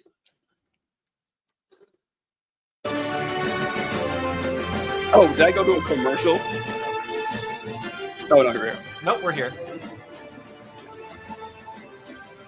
Welcome back to the CBS News Vice Presidential Debate. We want to turn now to America's gun violence epidemic. The leading cause of death for children and teens in America is by firearms. Senator Vance, you oppose most gun legislation that Democrats claim would curb gun violence. You oppose red flag gun laws and legislation to ban certain semi-automatic rifles, including AR-15s. So let me ask you, earlier this year, for the first time, the parents of a school shooter were convicted of involuntary manslaughter and sentenced to 10 years in prison. Do you think holding parents responsible could curb mass shootings? I'll give you 2 minutes. Yeah, well, Nora, on that particular case, I don't know the full details, but I certainly trust local law enforcement and local authorities to make those decisions. I think in some cases the answer is going to be yes, and in some cases the answer is going to be no. And the details really matter here, of course. For example, if a kid steals a gun, that's going to be different than if a parent hands over a gun knowing that their kid is potentially dangerous. But look, I want to just sort of speak as a father of 3 beautiful little kids, and our oldest is now in 2nd grade. And like a lot of parents, we send our kids to school with such hope and such joy and such pride at their little faces on the first day of school. And we know, unfortunately, that a lot of kids are going to experience this terrible epidemic of gun violence. And of course, our hearts go out to the families that are affected by this terrible stuff. And we do have to do better. And I think that Governor Walz and I actually probably agree that we need to do better on this. The question is just, how do we actually do it? Now, here's something that really bothers me and worries me about this epidemic of violence. The gross majority, close to 90% in some of the statistics I've seen, of the gun violence in this country is committed with illegally obtained firearms. And while we're on that topic, we know that thanks to Kamala Harris's open border, we've seen a massive influx in the number of illegal guns run by the Mexican drug cartel. So that number, the amount of illegal guns in our country is higher today than it was 3.5 years ago. But what do we do about the schools? What do we do to protect our kids? And I think the answer is, and I say this not loving the answer, because I don't want my kids to go to school in a school that feels unsafe or where there are visible signs of security. But I unfortunately think that we have to increase security in our schools. We have to make the doors lock better. We have to make the doors stronger. We've got to make the windows stronger. And of course, we've got to increase school resource officers, because the idea that we can magically wave a wand and take guns out of the hands of bad guys, it just doesn't fit with recent experience. So we've got to make our schools safer. And I think we've got to have some common sense bipartisan solutions for how to do that. Governor, you have 2 minutes. Well, I think all the parents watching tonight, this is your biggest nightmare. Look, I got a 17-year-old, and he witnessed a shooting at a community center playing volleyball. Those things don't leave you. As a member of Congress, I sat in my office surrounded by dozens of the Sandy Hook parents, and they were looking at my 7-year-old picture on the wall. Their 7-year-old were dead, and they were asking us to do something. And look, I'm a hunter. I own firearms. The vice president is. We understand that the Second Amendment is there, but our first responsibility is to our kids to figure this out. In Minnesota, we've enacted enhanced red flag laws, enhanced background checks, and we can start to get data. But here's the problem. If we really want to solve this, we've got folks that won't allow research to be even done on gun violence. And this idea that we should just live with it, and here's what I do think, that this is a good start to the conversation. I 100% believe that Senator Vance hates it when these kids, it's abhorrent and it breaks your heart. I agree with that. But that's not far enough when we know there are things that worked. I've spent time in Finland and seen some Finnish schools. They don't have this happen, even though they have a high gun ownership rate in the country. There are reasonable things that we can do to make a difference. It's not infringing on your Second Amendment. And the idea to have some of these weapons out there, it just doesn't make any sense. Kamala Harris, as an attorney general, worked on this issue. She knows that it's there. No one's trying to scaremonger and say we're taking your guns, but I ask all of you out there, do you want your schools hardened to look like a fort? Is that what we have to go when we know there's countries around the world that their children aren't practicing these types of drills? They're being kids. We owe it to them to get a fix. These are things that shouldn't be that difficult. You can still keep your firearms and we can make a difference. We have to. If you're listening tonight, this breaks your heart. Senator. Tim, first of all, I didn't know that your 17-year-old witnessed a shooting. I'm sorry about that, and I hope that he's doing okay. So. Christ have mercy. JD Vance pretending to have emotions. I appreciate what Tim said actually about Finland, because I do think it illustrates some of the frankly weird differences between our own country's gun violence problem and Finland. Is okay. First of all, we have way higher rates of mental health abuse or mental health substance abuse. We have way higher rates of depression, way higher rates of anxiety. We unfortunately have a mental health crisis in this country that I really do think that we need to get to the root causes of, because I don't think it's the whole reason why we have such a bad gun violence problem, but I do think it's a big piece of it. Another driver of the gun violence epidemic, especially that affecting our kids, it doesn't earn as many headlines, but is the terrible gun violence problem in a lot of our big cities. And this is why we have to empower law enforcement to arrest the bad guys, put them away, and take gun offenders off the streets. I think there's a whole host of things that we can do here. But I do think at our schools, we have more people in prison than any country on earth. I want to add that so everybody knows. Per capita and but whole only numbers. later in your political career did you change your position. Why? Yeah, I sat in that office with those Sandy Hook parents. I've become friends with school shooters. I've seen it. Look, the NRA, I was the NRA guy for a long time. They used to teach gun safety. I'm of an age where my shotgun was in my car so I could pheasant hunt after that was a really bad practice. slip up. That's not where we live today. And several things I want to mention on this is talking about cities and where it's at. The number one where the most firearm deaths happen in Minnesota are rural suicides. And we have an epidemic of children getting guns and shooting themselves. And so we have, and we should look at all of the issues, making sure folks have health care and all that, but I want to be very careful. This idea of stigmatizing mental health, just because you have a mental health issue doesn't mean you're violent. And I think what we end up doing is we start looking for a scapegoat. Sometimes it just is the guns. It's just the guns. And there are things that you can do about it. But I do think that this is one, and I think this is a healthy conversation. I think there's a capacity to find solutions on this that work, protect Second Amendment, protect our children. That's our priority. Gentlemen, thank you. Margaret? Thank you, Nora. Let's turn now to the top contributor to inflation, the high cost of housing and rent. There's a shortage of more than 4 million homes in the United States, and that contributes to the high housing prices. Governor Walz, the Harris campaign promises a $25,000 down payment assistance for first-time home buyers and a $10,000 tax credit. They also promise to build 3 million new homes. Where are you building these homes, and won't handing out that kind of money just drive up prices higher? No, it's not handing out. We have, first, let me say this issue of housing, and I think those of you listening on this, the problem we've had is that we've got a lot of folks that see housing as another commodity. It can be bought up, it can be shifted, it can be moved around. Those are not folks living in those houses. Those of you listening tonight, that house is a big deal. I bought and owned one house in my life. My mom still lives in the house where I was. And when I think of a house, I'm thinking of Christmas services after midnight mass where you go with your family. We need to make it more affordable. And one of the things, as I said, this program that the vice president is pushing forward and bringing a new way of approaching this is something we're doing in Minnesota from that lead. We in the state invested in making sure our housing was the biggest investment that we'd ever made in housing. It starts to make it easier. We cut some of the red tape. Local folks, look, we can't do it at the federal level, but local folks make it easier to build those homes. And then that down payment assistance. I can tell all of you out there, one of the, certainly for me, using the GI Bill was one thing, but a veteran's home loan, the big thing about a veteran's home loan is you don't have to pay the down payment. Those are things that make it there. Now, look, you're going to pay it back and you're going to pay your mortgage. Those are things that we know in the long run, the appreciated value, the generational wealth that's created from it. And I will give Minneapolis an example. Minneapolis is the one city where we've seen the lowest inflation rates. We've seen a 12% increase in stock because we put some of these things in, and we're implementing a state program to make sure we give some of that down payment assistance. We get it back from people because here's what we know. People with stable housing end up with stable jobs.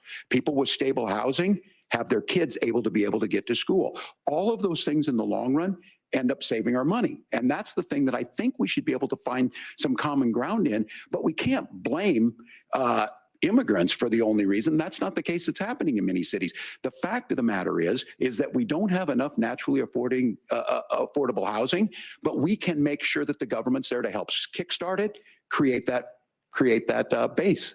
Governor, your time is up. Senator Vance, as far as your campaign's position, the promise is to seize federal lands to build homes, remove regulation, provide tax breaks, and cut back on immigration, which you say pushes up prices.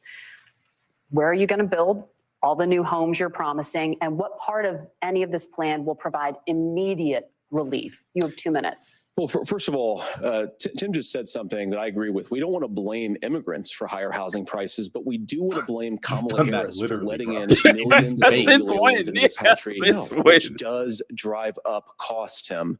25 million illegal aliens competing with Americans for scarce homes is one of the significant drivers of home prices in the country. It's why we have massive increases in home prices that have happened right alongside massive increases in illegal alien populations under Kamala Harris's leadership. Now, Tim just mentioned a bunch of ideas. Now, some of those ideas I actually think are halfway decent, and some of them I disagree with. But the most important thing here is Kamala Harris is not running as a newcomer to politics. She is the sitting vice president. If she wants to enact all of these policies to make housing more affordable, I invite her to use the office that the American people already gave her, not sit around and campaign and do nothing while Americans find the American dream of homeownership completely unaffordable. Now, you asked, Margaret, what would immediately change the equation for American citizens if you lower energy prices? As Donald Trump says, drill, baby, drill. One of the biggest drivers of housing costs aside from illegal immigration is, think about it. If a truck driver is paying 40% more for diesel, then the lumber he's delivering to the job site to build the house is also going to become a lot more expensive. If we open up American energy, you will get immediate pricing relief for American citizens, not, by the way, just in housing, but in a whole host of other economic goods too. Senator Vance, you still have 23 seconds there. Do you want to answer? Can I have it? Where? Yeah. Senator, where are you going to seize the federal lands? Can you clarify? Well, what Donald Trump has said is we have a lot of federal lands that aren't being used for anything. They're not being used for national park. They're not being used, and they could be places where we build a lot of housing. And I do think that we should be opening up building in this country. We have a lot of land that could be used. We have a lot of Americans that need homes. We should be kicking out illegal immigrants who are competing for those homes, and we should be building more homes for the American citizens who deserve to be here. Senator, your time is up. Governor, I do want to let you respond to the allegation that the vice president is letting in. Well, of course, that's not true. And again, and you have the facts. I guess we agreed not to fact check. I'll check it. That, look, crossings are down compared to when Donald Trump left office. But it's, again, blaming and not trying to find the solution. I was going to ask, though, on this question, are we going to drill and build houses in the same federal land? And I think when people hear federal lands, those are really important pieces of land. Now, Minnesota doesn't have a lot of federal lands. I know in the western part of the countries we do.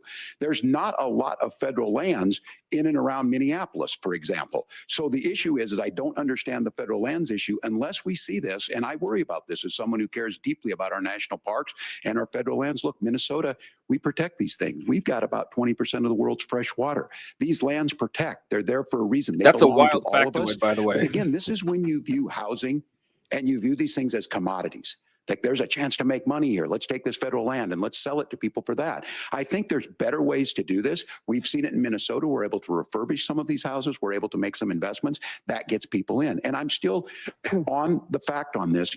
Economists, Senator Vance, you said you don't like the economists. Which economists are saying that it is immigrants that's adding to the cost? Governor, your time is up. But Senator, on that point, I'd like for you to clarify. There are many contributing factors to high housing costs. What evidence do you have that migrants are common sense? He's going to say common sense. Well, there's a Federal Reserve study that we're happy to share after the debate. We'll put it up on social media, actually, that really drills down on the connection between increased levels of migration, especially illegal immigration, and higher housing prices. Now, of course, Margaret, that's not the entire driver of higher housing prices. It's also the regulatory regime of Kamala Harris.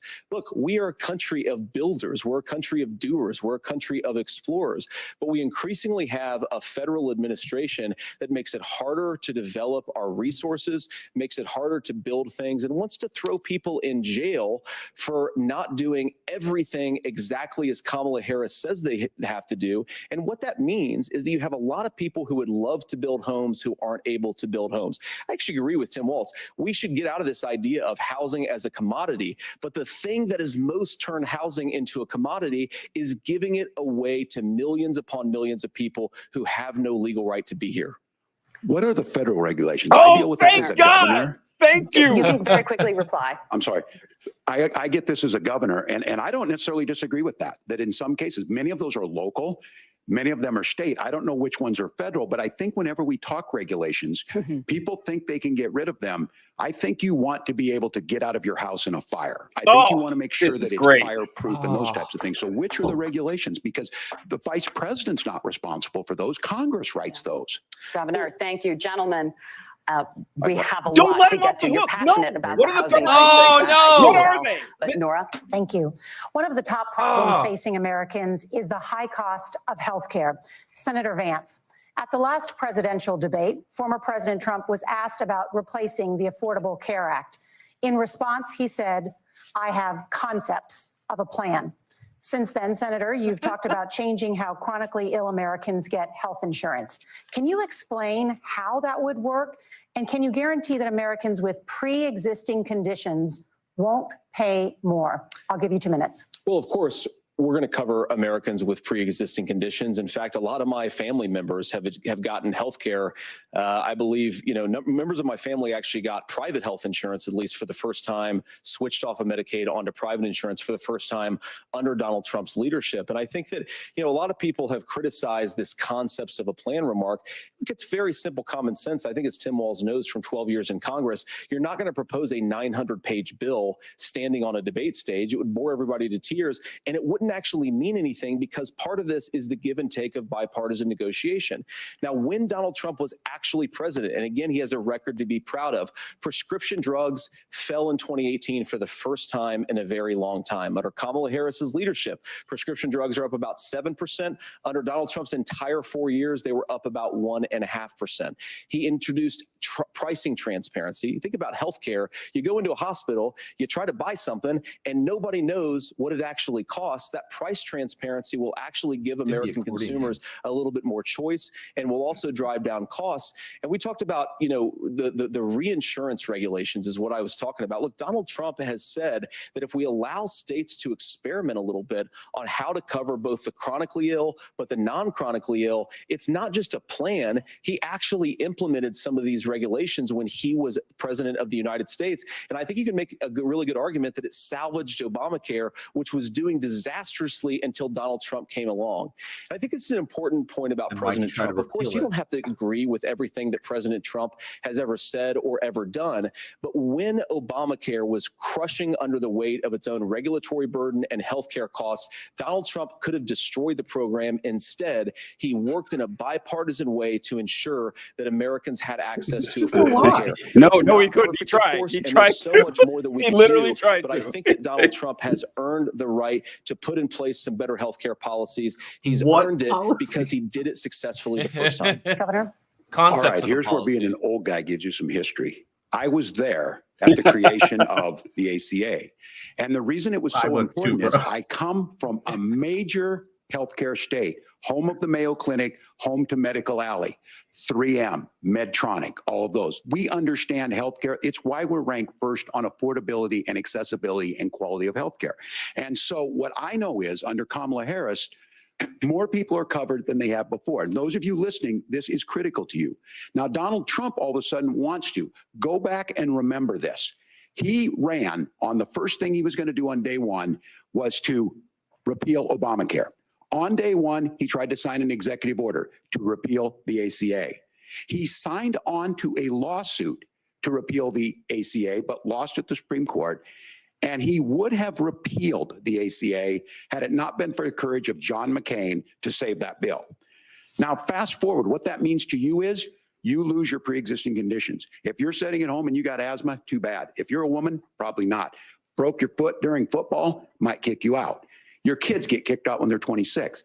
Kamala Harris negotiated drug prices for the first time with Medicare. We have 10 drugs that will come online, the most common ones that'll be there. But look, this issue, and when Donald Trump said, I've got a concept of a plan, it cracked me up as a fourth grade teacher because my kids would have never given me that. But what Senator Vance just explained might be worse than a concept, because what he explained is pre-Obamacare. And I'll make this as simple as possible because I have done this for a long time. What they're saying is, if you're healthy, why should you be paying more? So what they're going to do is let insurance companies pick who they insure, because guess what happens? You pay your premium, it's not much. They figure they're not going to have to pay out to you. But those of you a little older, gray, got cancer, you're going to get kicked out of it. That's why the system didn't work. Kamala Harris will protect and enhance the ACA. Governor, thank you. Senator, you have not yet explained how you would protect people with pre-existing conditions or laid out that plan. Well, look, we currently have laws and regulations in place right now that protect people with pre-existing Called the conditions. Affordable We Care want to keep Act. those regulations in place, but we also want to make the health insurance marketplace function a little bit better. Now, what Governor Walz just said is actually not true. A lot of what happened and the reason that Obamacare was crushing under its own weight is that a lot of young and healthy people were leaving the exchanges. Donald Trump actually helped address that problem, and he did so in a way that preserved people's access to coverage who had pre-existing conditions. But again, something that these guys do is they make a lot of claims about if Donald Trump becomes president, all of these terrible consequences are going to ensue. But in reality, Donald Trump was president. Inflation was low. I like how he was Take-home pay nodding. was higher, and he saved the very program from a Democratic administration that was collapsing and would have collapsed absent his leadership. He did his job, which is govern in a bipartisan way and get results, not just complain about problems, but actually solve them. Governor, did enrollment under the Affordable Care Act go up under the Trump administration? It's higher now that we've seen it go up. Look, people are using it. The system works. And the question about this of young people, whatever, that's the individual mandate piece of this. And Republicans fought tooth and nail against saying, that. well, Americans should be free to do this. Well, then So what you happens think the is individual mandate's a good idea? you shrink. I think the idea of making sure the risk pool is broad enough to cover everyone, that's the only way insurance works. Only way When insurance it doesn't, works. it collapses. You are asking pre-ACA where we get people out. Look, people know JD that they need to be on health care. People expect it to be there. And when we are able to make it, and we are making it this way, when we incentivize people to be in the market, when we help people who might not be able to afford it get there, and we make sure then when you get sick and old, it's there for you. Because I heard people say, well, I don't want to buy into Medicare or whatever. Good luck buying health care once you get past 70. So look, the ACA works. We can continue to do better. Kamala Harris did that. The way she made everything better was negotiating those 10 drugs on Medicare for the first time in American history. Thank you. Margaret? Can I address that? I apologize. We're out of time. We have a number of subjects to discuss. Margaret? Let's talk about families in America. There is a child care crisis in this country, and the United States is one of the very few developed countries in the world without a national paid leave program for new parents. Governor Walz, you said that if Democrats win both the White House and Congress, this is a day one priority for you. How long should employers be required to pay workers while they are home taking care of their newborns? You have 2 minutes. Yeah, well, that's negotiable, and that's what Congress works. But here's what the deal is. Americans sitting out there right now, you may work for a big company. Look, we're home in Minnesota to some of the largest Fortune 500 companies. Kamala Harris knows that in California. Those companies provide paid family and medical leave. One is, I think they're moral and they think it's a good thing, but it also keeps their employees healthy. We in Minnesota passed a paid family and medical leave. You have a child, and I had to go back to work 5 days after my kids were born. This allows you to stay home a certain amount of time. What we know is that gets the child off to a better start. The family works better. We stay in their employers. We get more consistency in that. So Kamala Harris has made it a priority. We implemented it in Minnesota and we see growth. That's how you become a pro-business state. But the negotiations on it, and here's the issue. Those big companies are able to offer it. Those of you out there who don't have it, just imagine what happens if you get cancer or your child gets sick. We know what happens. You end up staying home. In some cases, that means no paycheck because you've got no protection on that. This is the case of an economy that Donald Trump has set for the wealthiest amongst us. He's willing to give those tax breaks to the wealthiest.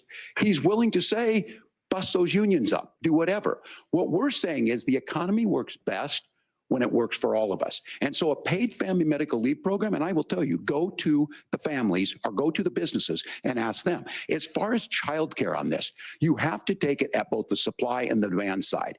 You can't expect the most important people in our lives to take either our children or our parents to get paid the least amount of money. And we have to make it easier for folks to be able to get into that business and then to make sure that folks are able to pay for that. We were able to do it in Minnesota, and I'm still telling you this. We were listed as the best state. We're still in crisis on this. A federal program of paid family and medical leave and help with this will enhance our workforce, enhance our families, and make it easier to have the children that you want.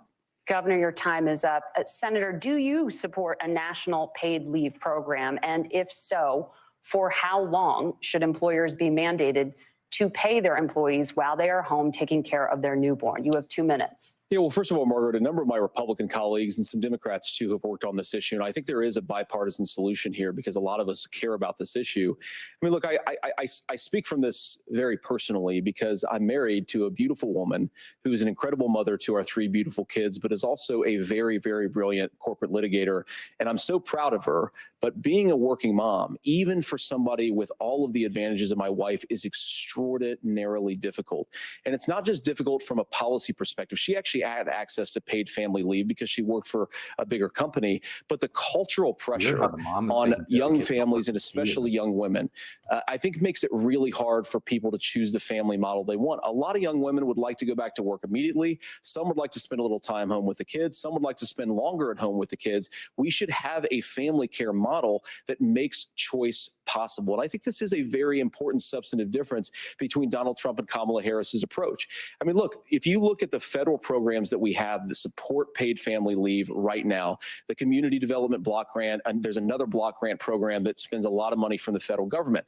These programs only go to one kind of childcare model. Let's say you'd like your church maybe to help you out with childcare. Maybe you live in a rural area or an urban area and you'd like to get together with families in your neighborhood to provide childcare in the way that makes the most sense. You don't get access to any of these federal monies. We want to promote choice in how we deliver family care and how we promote childcare, because look, it is unacceptable.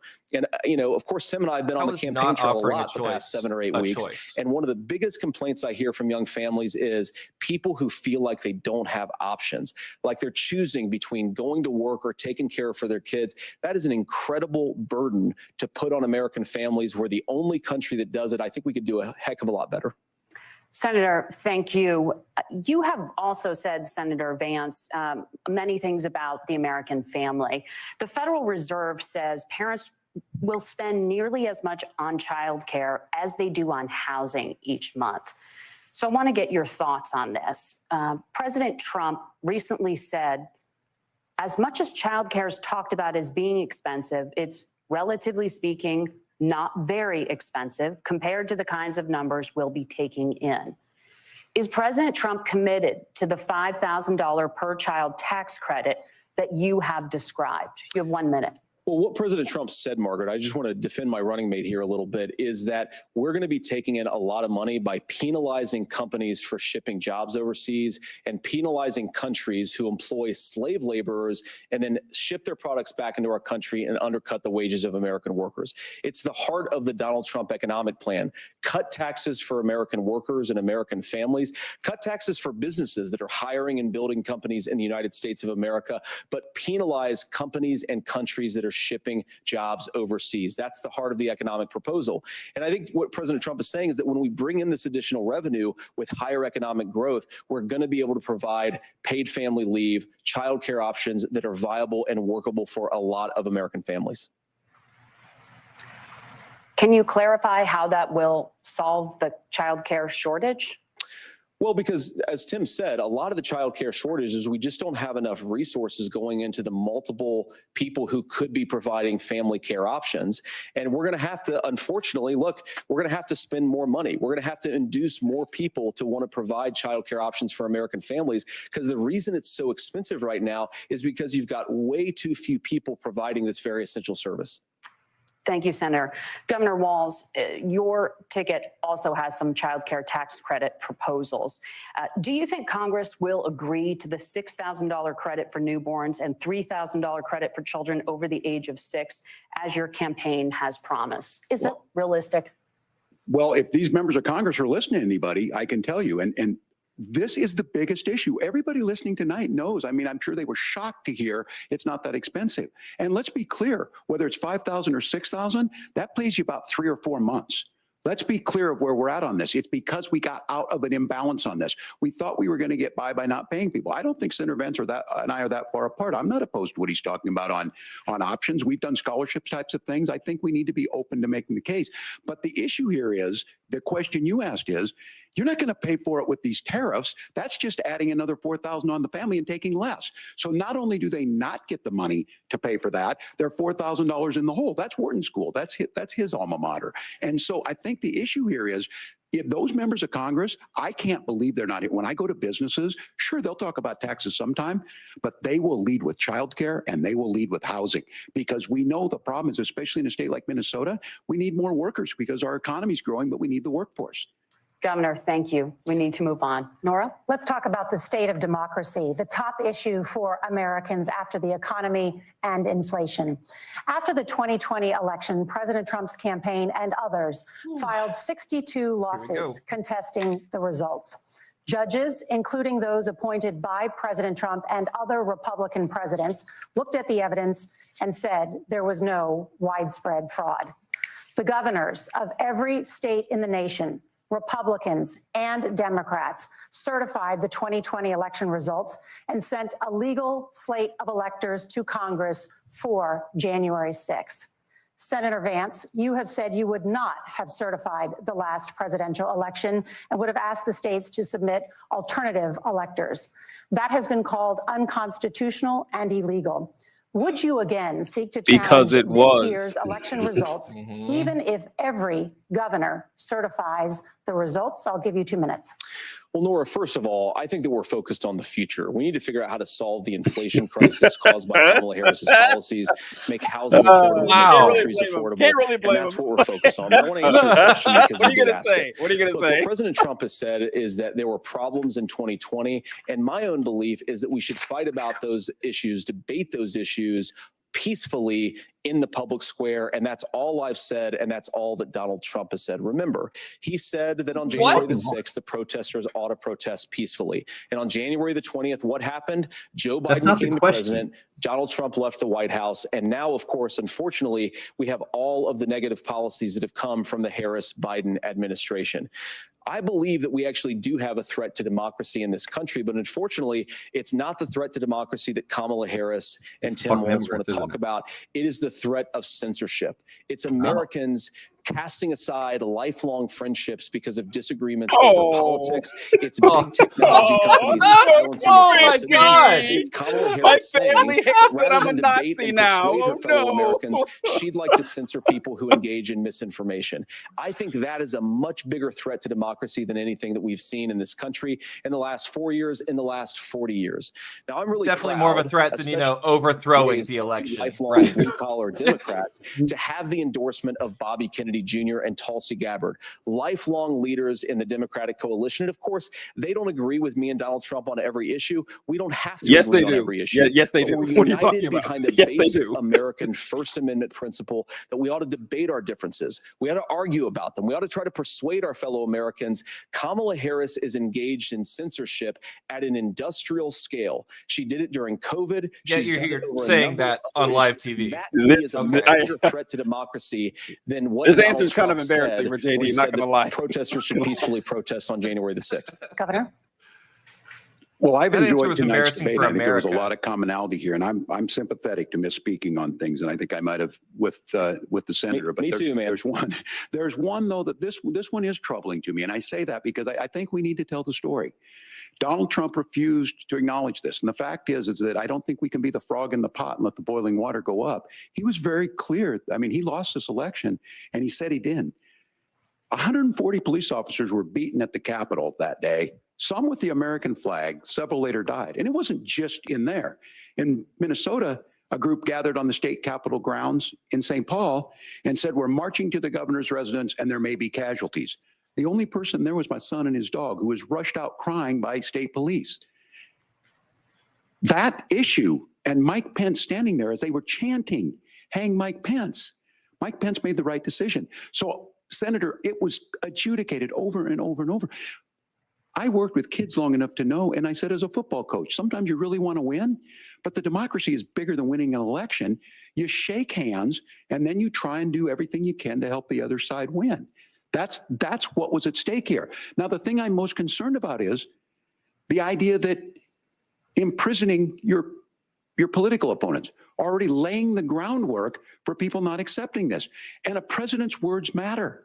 A president's words matter. People hear that. So I think this issue of settling our differences at the ballot box, shaking hands when we lose, being honest about it, but to deny what happened on January 6th, the first time in American history that a president or anyone tried to overturn a fair election and the peaceful transfer of power. And here we are 4 years later in the same boat. I will tell you this, that when this is over, we need to shake hands this election, and the winner needs to be the winner. This has got to stop. It's tearing our country apart.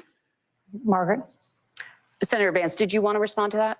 Yeah, well, look, Tim, first of all, it's really rich for Democratic leaders to say that Donald Trump is a unique threat to democracy when he peacefully gave over power on January the 20th, as we have done for 250 years in this country. We are going to shake hands after this debate and after this election. And of course, I hope that we win, and I think we're going to win. But if Tim Walz is the next vice president, he'll have my prayers, he'll have my best wishes, and he'll have my help whenever he wants it.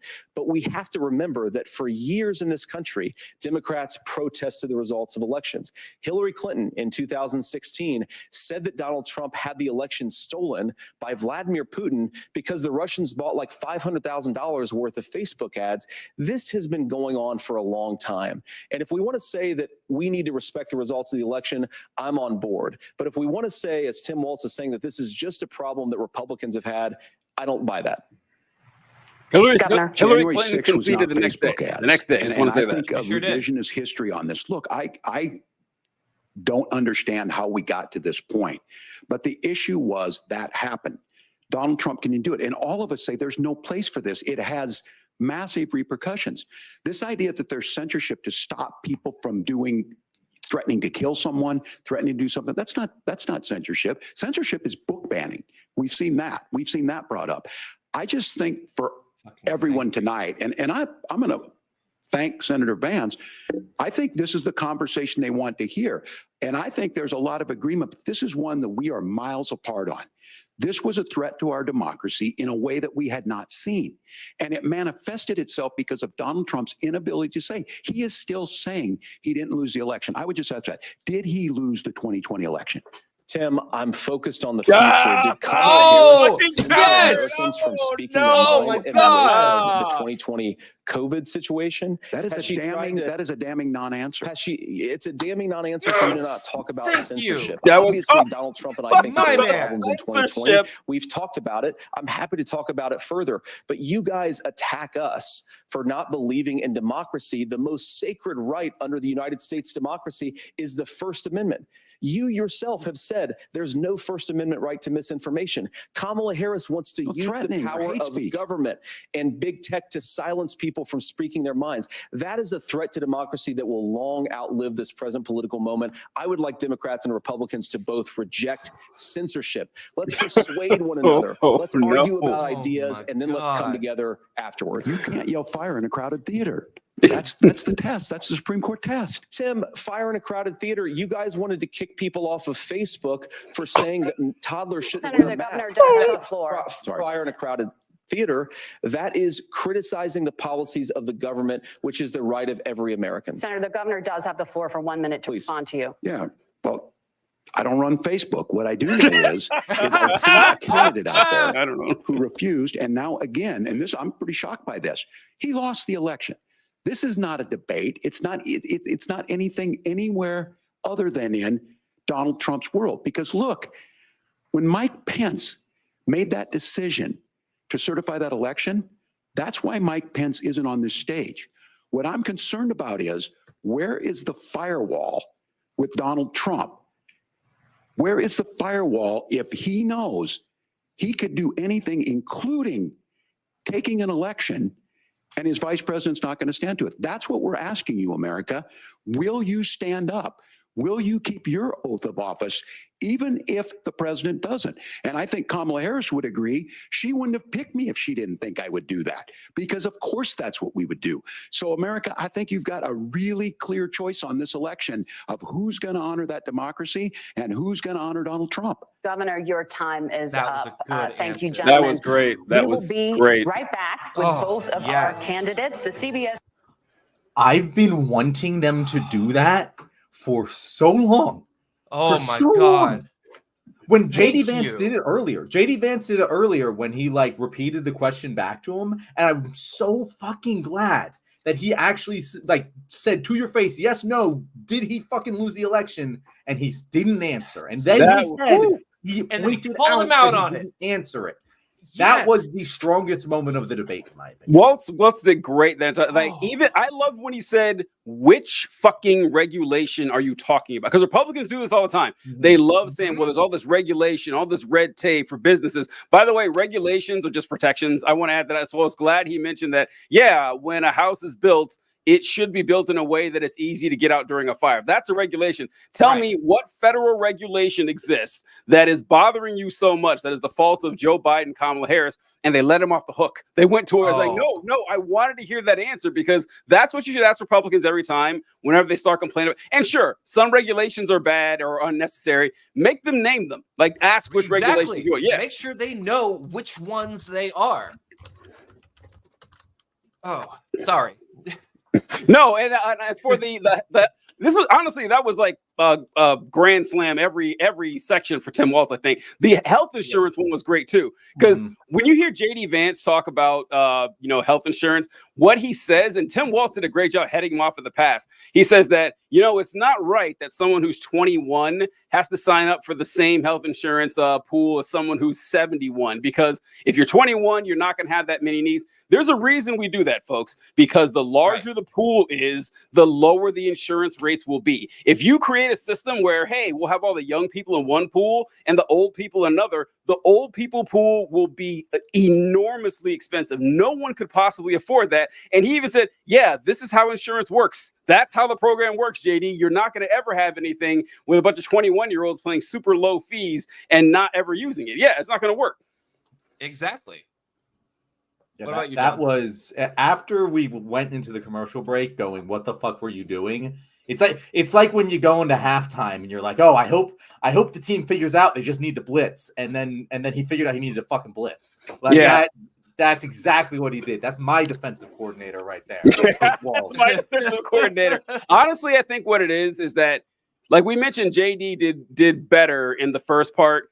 And he seemed more polished and more, rehearsed for it. JD is more accustomed to national level politics, and Tim Walz isn't. And so I think this is his first time out there. But it took about half an hour, but he's back in his stride, and I think he did pretty well on that. Minor slip up was saying that I became friends with school shooters, but I don't think that's really that important. It was just funny. He also said that that we need to address childcare as both a supply and demand problem. Being friends with the school shooters, those two slip ups didn't add to it together. It didn't work well. Oh no! Oh, that was great. And someone brought up in the comments here. Tim Walz said that, well, I've been in Finland and they got no gun control issues at all. I was hoping JD Vance would jump in with like, well, let me tell you why the Finns don't have any problem. I was waiting for JD Vance to go down some racist route. Yeah, he was like squeezing his hands together, white knuckling it the whole way, trying to hold in the racism. Did you guys notice the one-liner from Walz about why Vance is even running? About the election fraud stuff, right? That was a beautiful one-liner. Like he was on fire the whole time. But that one bit, I was like, yes. Yeah, like, perfect summary. I was hoping people would do that more. It's like, JD, aren't you worried about your job? The last guy Trump had in this position, almost got killed. So I would be watching my back if I were you, buddy. Yeah, right. So he could have gone more aggro on it. Yeah, I'm glad he went aggro at all, but he could have gone more aggro. Yes, I agree. That's that was pretty good.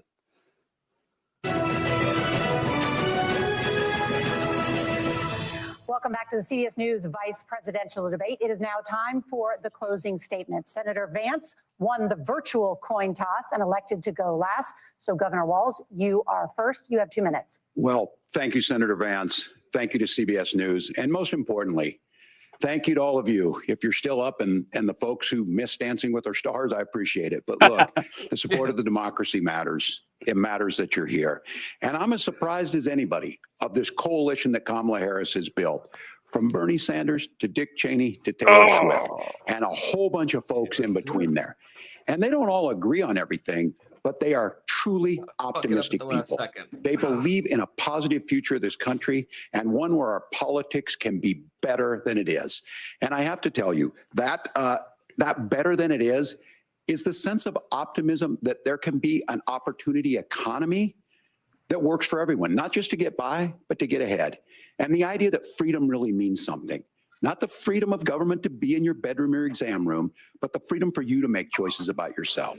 Now, look, we all know who Donald Trump is. He's told us, and as Maya Angelou said, believe him when he told you that. His first inaugural address talked about American carnage, and then he spent 4 years trying to maybe do that. Senator Vance tonight made it clear he will stand with Donald Trump's agenda. He will continue to push down that road. Excuse me. Kamala Harris gives us a different option. Now, I'll have to tell you, I'm going to be careful about the quotes, but there's one that Senator Vance said that does resonate with me. He said, Donald Trump makes the people I care about afraid. A lot of America feels that way. We don't need to be afraid. Franklin Roosevelt was right. All we have to fear is fear itself. Kamala Harris is bringing us a new way forward. She's bringing us a politics of joy. She's bringing real solutions for the middle class, and she's centering you at the heart of that. All the while asking everyone, join this movement, make your voices heard. Let's look for a new day where everybody gets that opportunity and everybody gets a chance to thrive. I humbly ask for your vote on November 5th for Kamala Harris. Governor Walz, thank you. Senator Vance, your closing statement. Well, I want to thank Governor Walz, you folks at CBS, and of course the American people for tuning in this evening. And one of the issues we didn't talk about was energy. And I remember when I was being raised by my grandmother, when she didn't have enough money to turn on the heat some nights because Ohio gets pretty cold at night and because money was often very tight.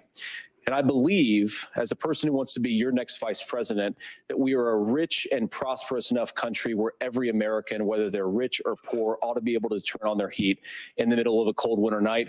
That's gotten more difficult thanks to Kamala Harris's energy policies. I believe that whether you're rich or poor, you ought to be able to afford a nice meal for your family.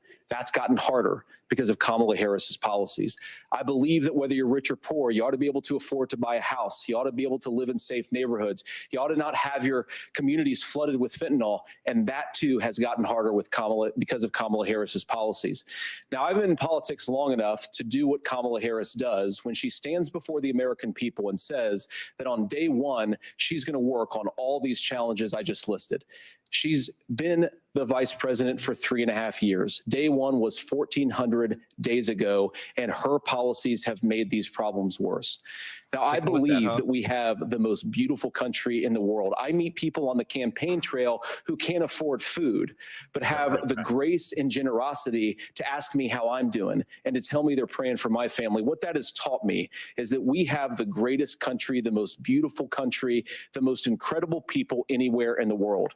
But they're not going to be able to achieve their full dreams with the broken leadership that we have in Washington. They're not going to be able to live their American dream if we do the same thing that we've been doing for the last 3.5 years.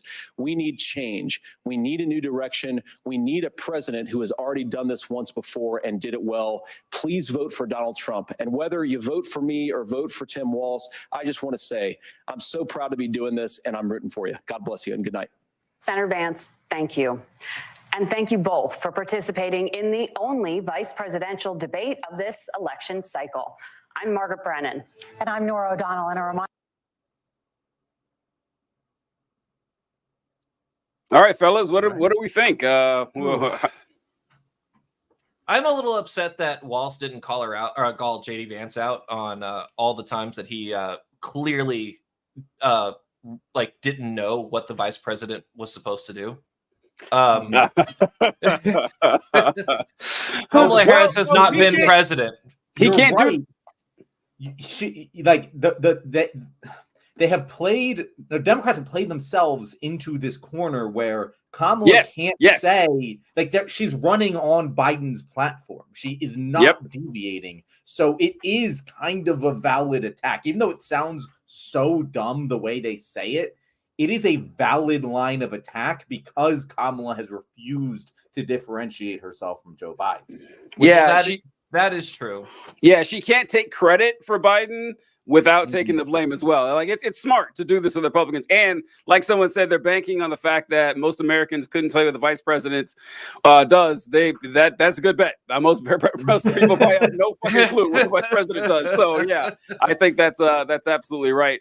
I would have called this a tie until like 15 minutes ago or something, because I think Walz really came through at the end there. I mean, like we mentioned before, this doesn't really matter. This is just for the political junkies. This is just for those of us who can't, we love suffering and we love watching this shit. But I thought that Walz's introduction to the national stage, like his actual one, was pretty solid. It started off kind of rough, but toward the end, he really hit his stride. And I liked the direct addressing of the question, because JD Vance did that a couple of times, but Walz says, "Oh yeah, why didn't I do that?" He did it 3 or 4 times and nailed him. And my God, if that all you want is like the zingers, they're always waiting for the zingers, whatever. The clippable moment here, the best one is like, "Hey, did Donald Trump lose the election?" And JD Vance fumbling over himself, saying, "But you guys bully people on Facebook." Okay, fantastic, solid gold. I'd use that shit all the time if I was, a Democratic operative. It really, I'm so glad they finally nailed that punch, because they have failed to land that punch for 2 debates now.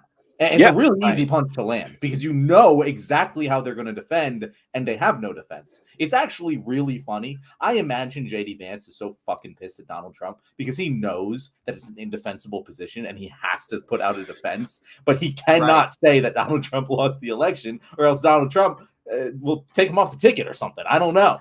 It's kind of crazy. It is actually kind of crazy, because I don't see what Trump could possibly lose if he says, "Yeah, I lost." Like, if he just said that, his fans would still support him. Well, he's incapable of it. Yeah. That's the problem.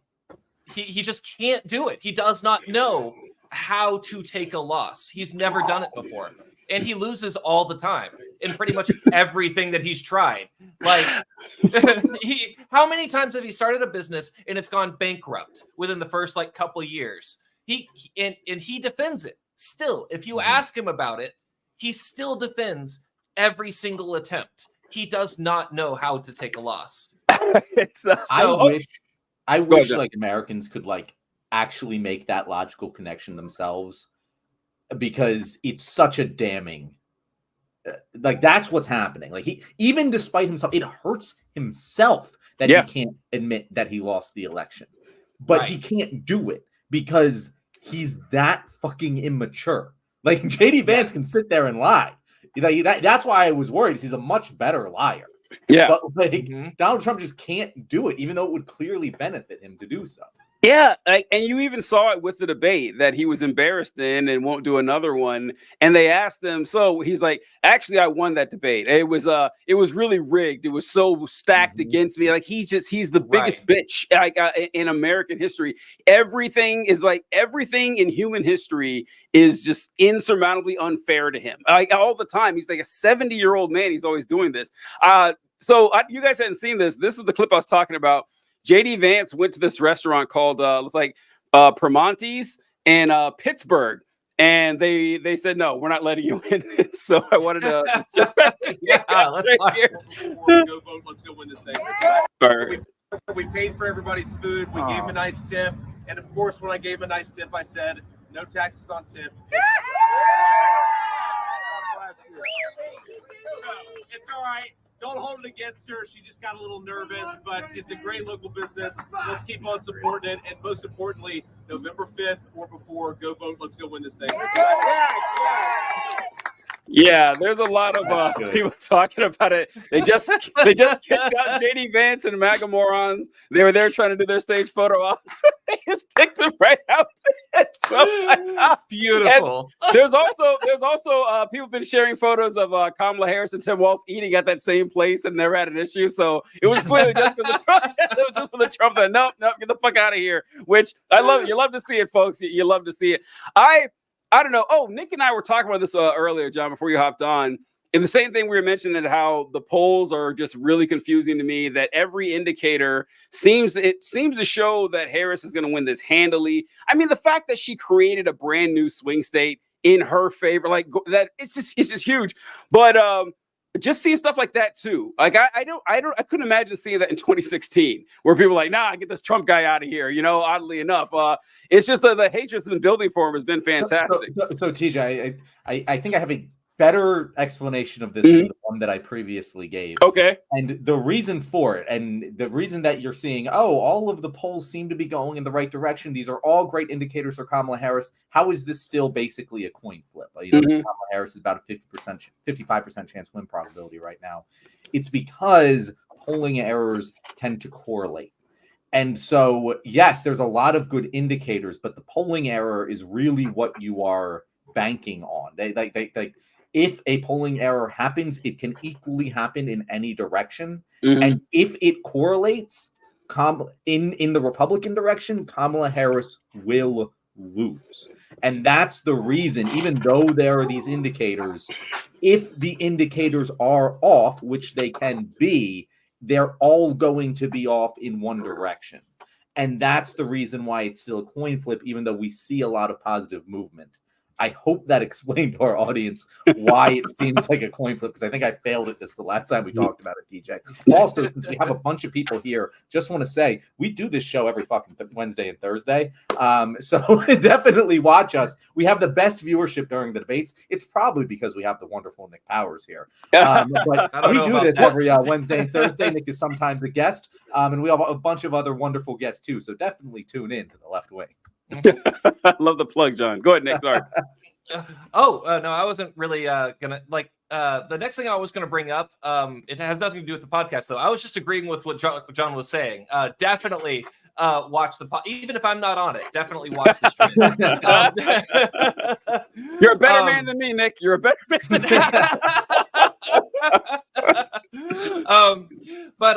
All I was gonna say was I found it fascinating that JD Vance went on an entire rant about he avoided an entire question, saying that you need to own up to take accountability and own up to something when you're wrong.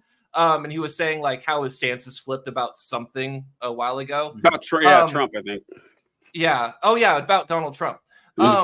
But then just a minute later, they asked him about abortion, and he said that he never supported abortion ban. And it's interesting to me because every accusation ends up being a confession. Because he repeated this about taking accountability for the rest of the debate. But he never actually owned up to anything. And I know this is not abnormal with Republicans. This is something that they do all the time. It's just very fascinating to me that he was able to turn that around with his opinions about Donald Trump, but not, I used to believe in a full abortion ban and now I don't. Why can't he fucking say that?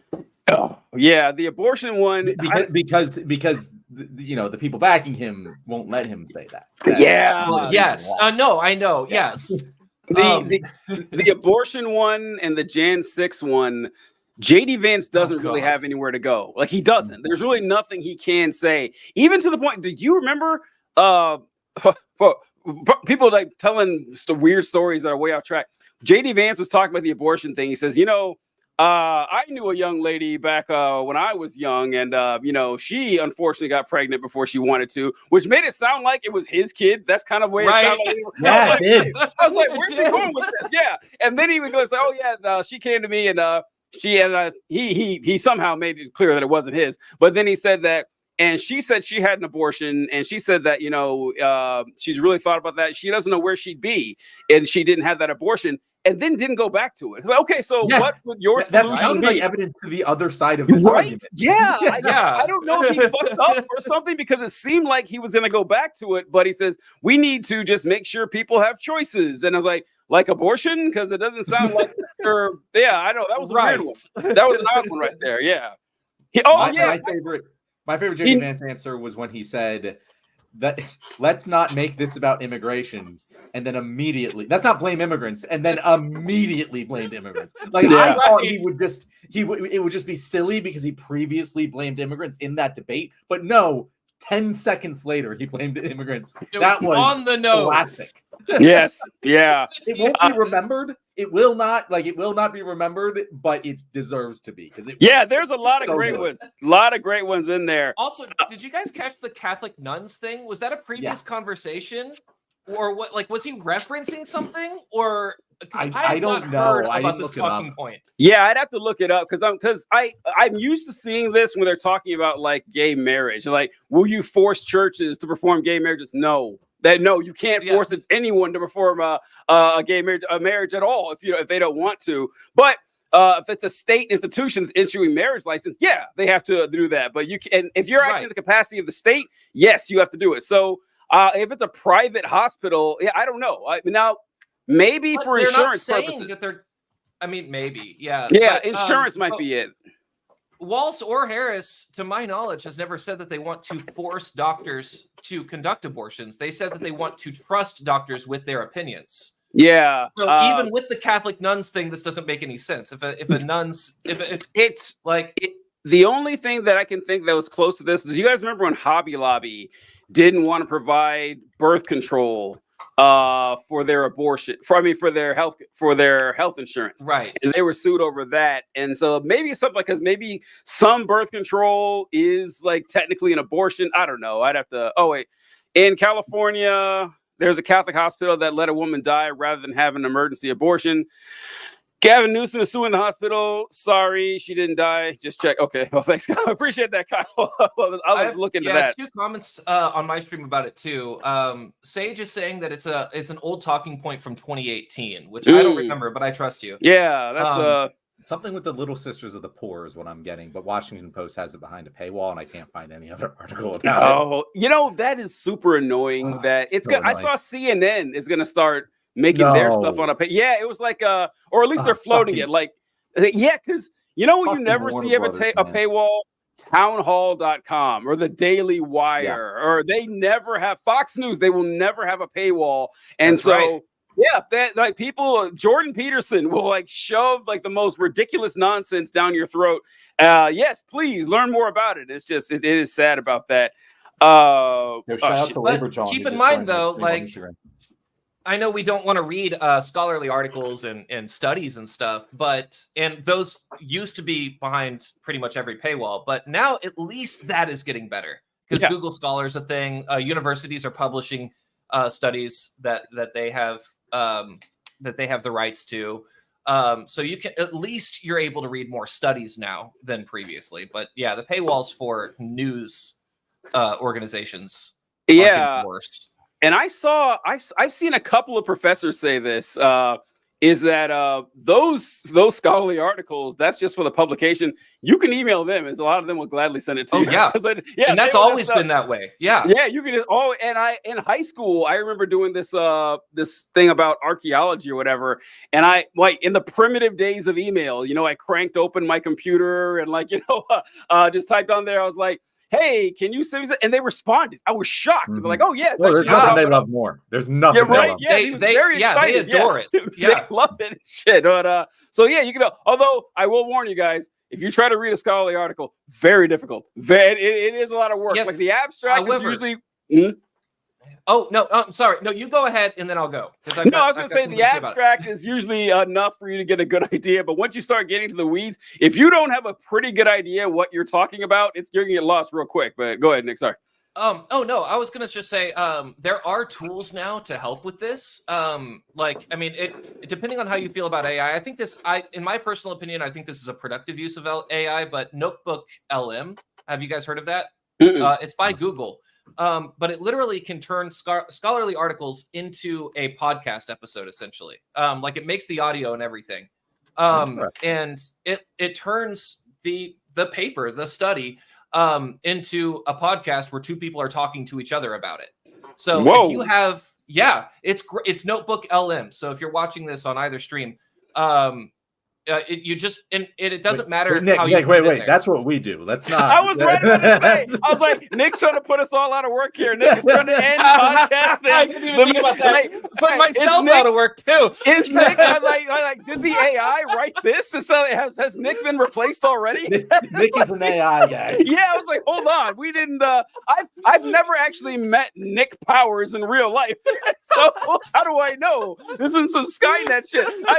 Me and John were both like, there's an autism joke incoming. I don't know where it is, but it's coming. Yeah, you really think there's a 6'7" dude living somewhere in this country who knows all of this data just off the top of his head? Yeah, right, guys. He's a bunch of charts all over the place. This is why he's so good with charts and stuff. It all makes sense now. It all makes sense now. It's like when you have the computation power of 1 million people a second. All right, yeah, this is going to be that difficult, but nice job, Nick. We're on to you. Me and John have bust this wide open. We have. Why else would he refer to himself as that Nick Powers guy? Right, why was that question that you were just clearly hiding? Yeah. Hello, fellow humans. It's just trying to. Yeah, that was some fun shit. That was some fun shit. There was. I started off kind of rocky. Because I remember Nick and I were saying that we thought that, Walz would do a pretty good job and Johnson was kind of nervous.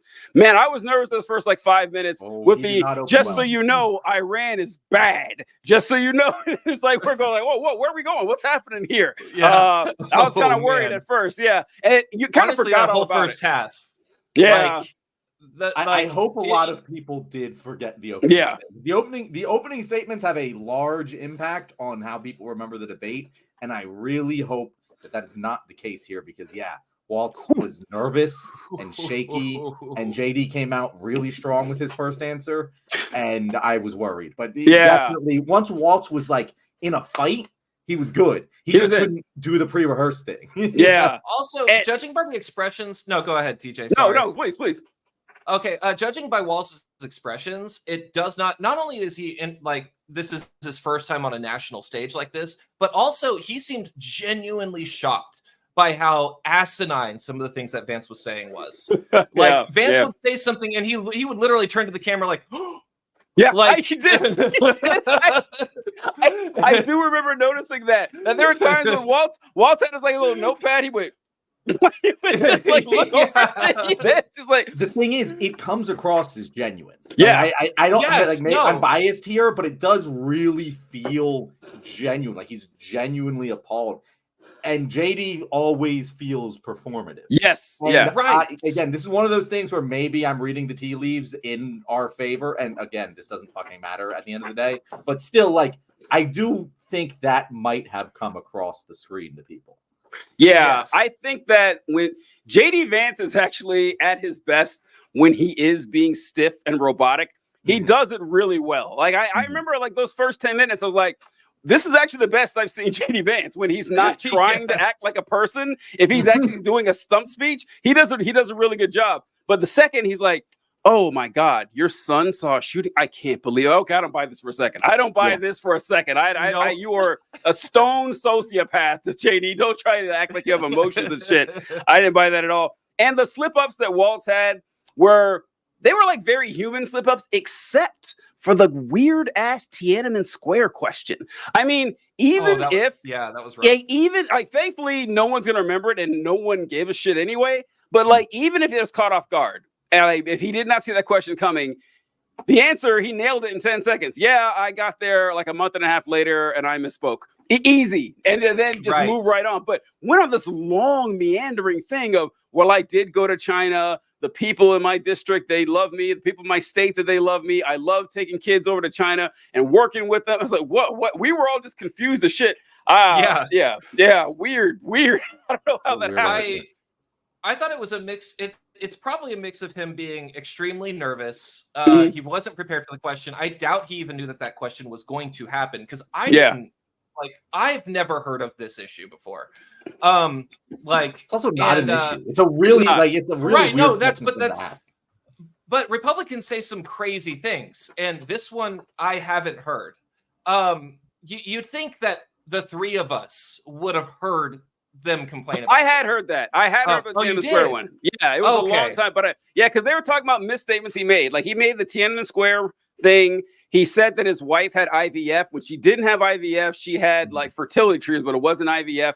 And the Iraq War thing, where the stolen vow. Those are the three things that came out. But I mean, they didn't have a lot of all three firepower of them to are them. non-issues. Yeah. Yeah, exactly. Yeah, no one really gives a shit, and so yeah, it's it doesn't really go Especially anywhere. when you see how genuine he is. Like Yeah. the attack kind of falls flat as soon as you see, oh yeah, he's just a genuine guy who genuinely does misspeak sometimes. Mhm. It doesn't come across like he's intentionally lying. He struggled to intentionally lie about like he tried to intentionally lie to the Tiananmen Square question, and it was clearly like stupid. Yeah. It was genuine again. You can tell the difference. Also, the assistant coach one. That's the other one. That's the other one they care about. He calls himself coach, but did you know he was an assistant coach? Like, bro, you guys are really struggling here to find something Yeah, up. can't find anything. Yeah, no one calls their defensive coordinator coach. That doesn't happen. Right, yeah. It's like clearly JD Vance is a normal guy who played sports. Oh, of course, yeah. I wonder if JD Vance did play sports. I don't know. He looked kind of doughy. I don't know if he was. Well, he doesn't know he sports Magic guy. the Gathering. That's close enough, right? Yeah, it's true. Yeah, he sat around his fucking wizard hat all day with his buddies and stuff. I wanted also a good factoid. I love a good one. I think I brought it up during the show that Minnesota contains 20% of the fresh water on planet Earth. That is a mind-blowing fact. That it's true. Like the Great Lakes are a giant reservoir of fresh water. It is incredible. So the Great Lakes are so much bigger than you think they are. Yeah, they're like I did not know this. Yeah, before this debate. Yeah, they shouldn't be. You know how so the largest. Welcome to Lake Talk with TJ, John, and Nick. We're talking about lakes all night. So like the largest lake on Earth is the Caspian Sea, and the Caspian Sea we call it a sea because it's fucking massive. I say the Great Lakes should be called the Great Seas. I know that a sea is technically a saltwater body, but if the Caspian Sea can be a lake, can be a sea. Sea of Michigan, like Sea Erie. I like this. Let's go for it. But yeah, I'm all in. I don't go. My thoughts on this are remarkably unintelligent. My only thought about this is like, oh, that explains why when you're at Cedar Point, why the water looks like it goes on forever. Like that's that's my unintelligent reaction to this. If you're ever like on the coast of Wisconsin or whatever, and you look out over like Lake Michigan and stuff, it does seem like it goes on forever. It's just like this is a. It doesn't seem like it should be a lake. Yeah, I don't know. That's this is also the Los Angeles Lakers used to be in Minnesota. And that's why they're called the Lakers. And they moved out to Los Angeles and kept the name because there's no lakes out in the barren fucking desert of California.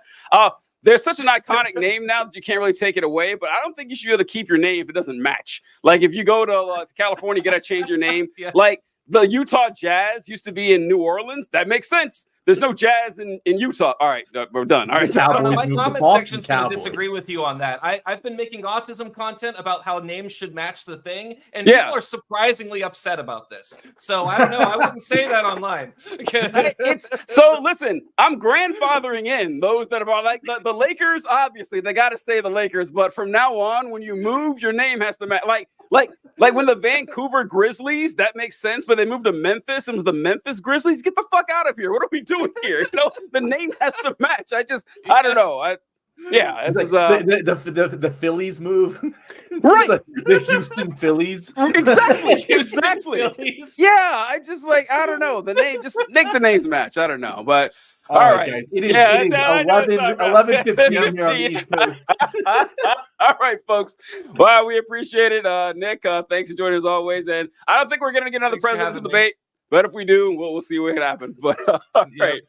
Oh, John, I sent a link for tomorrow, by the way. That's all. All right, cool. All right, we'll catch you guys later. I'll see you later. Bye, everyone. Bye.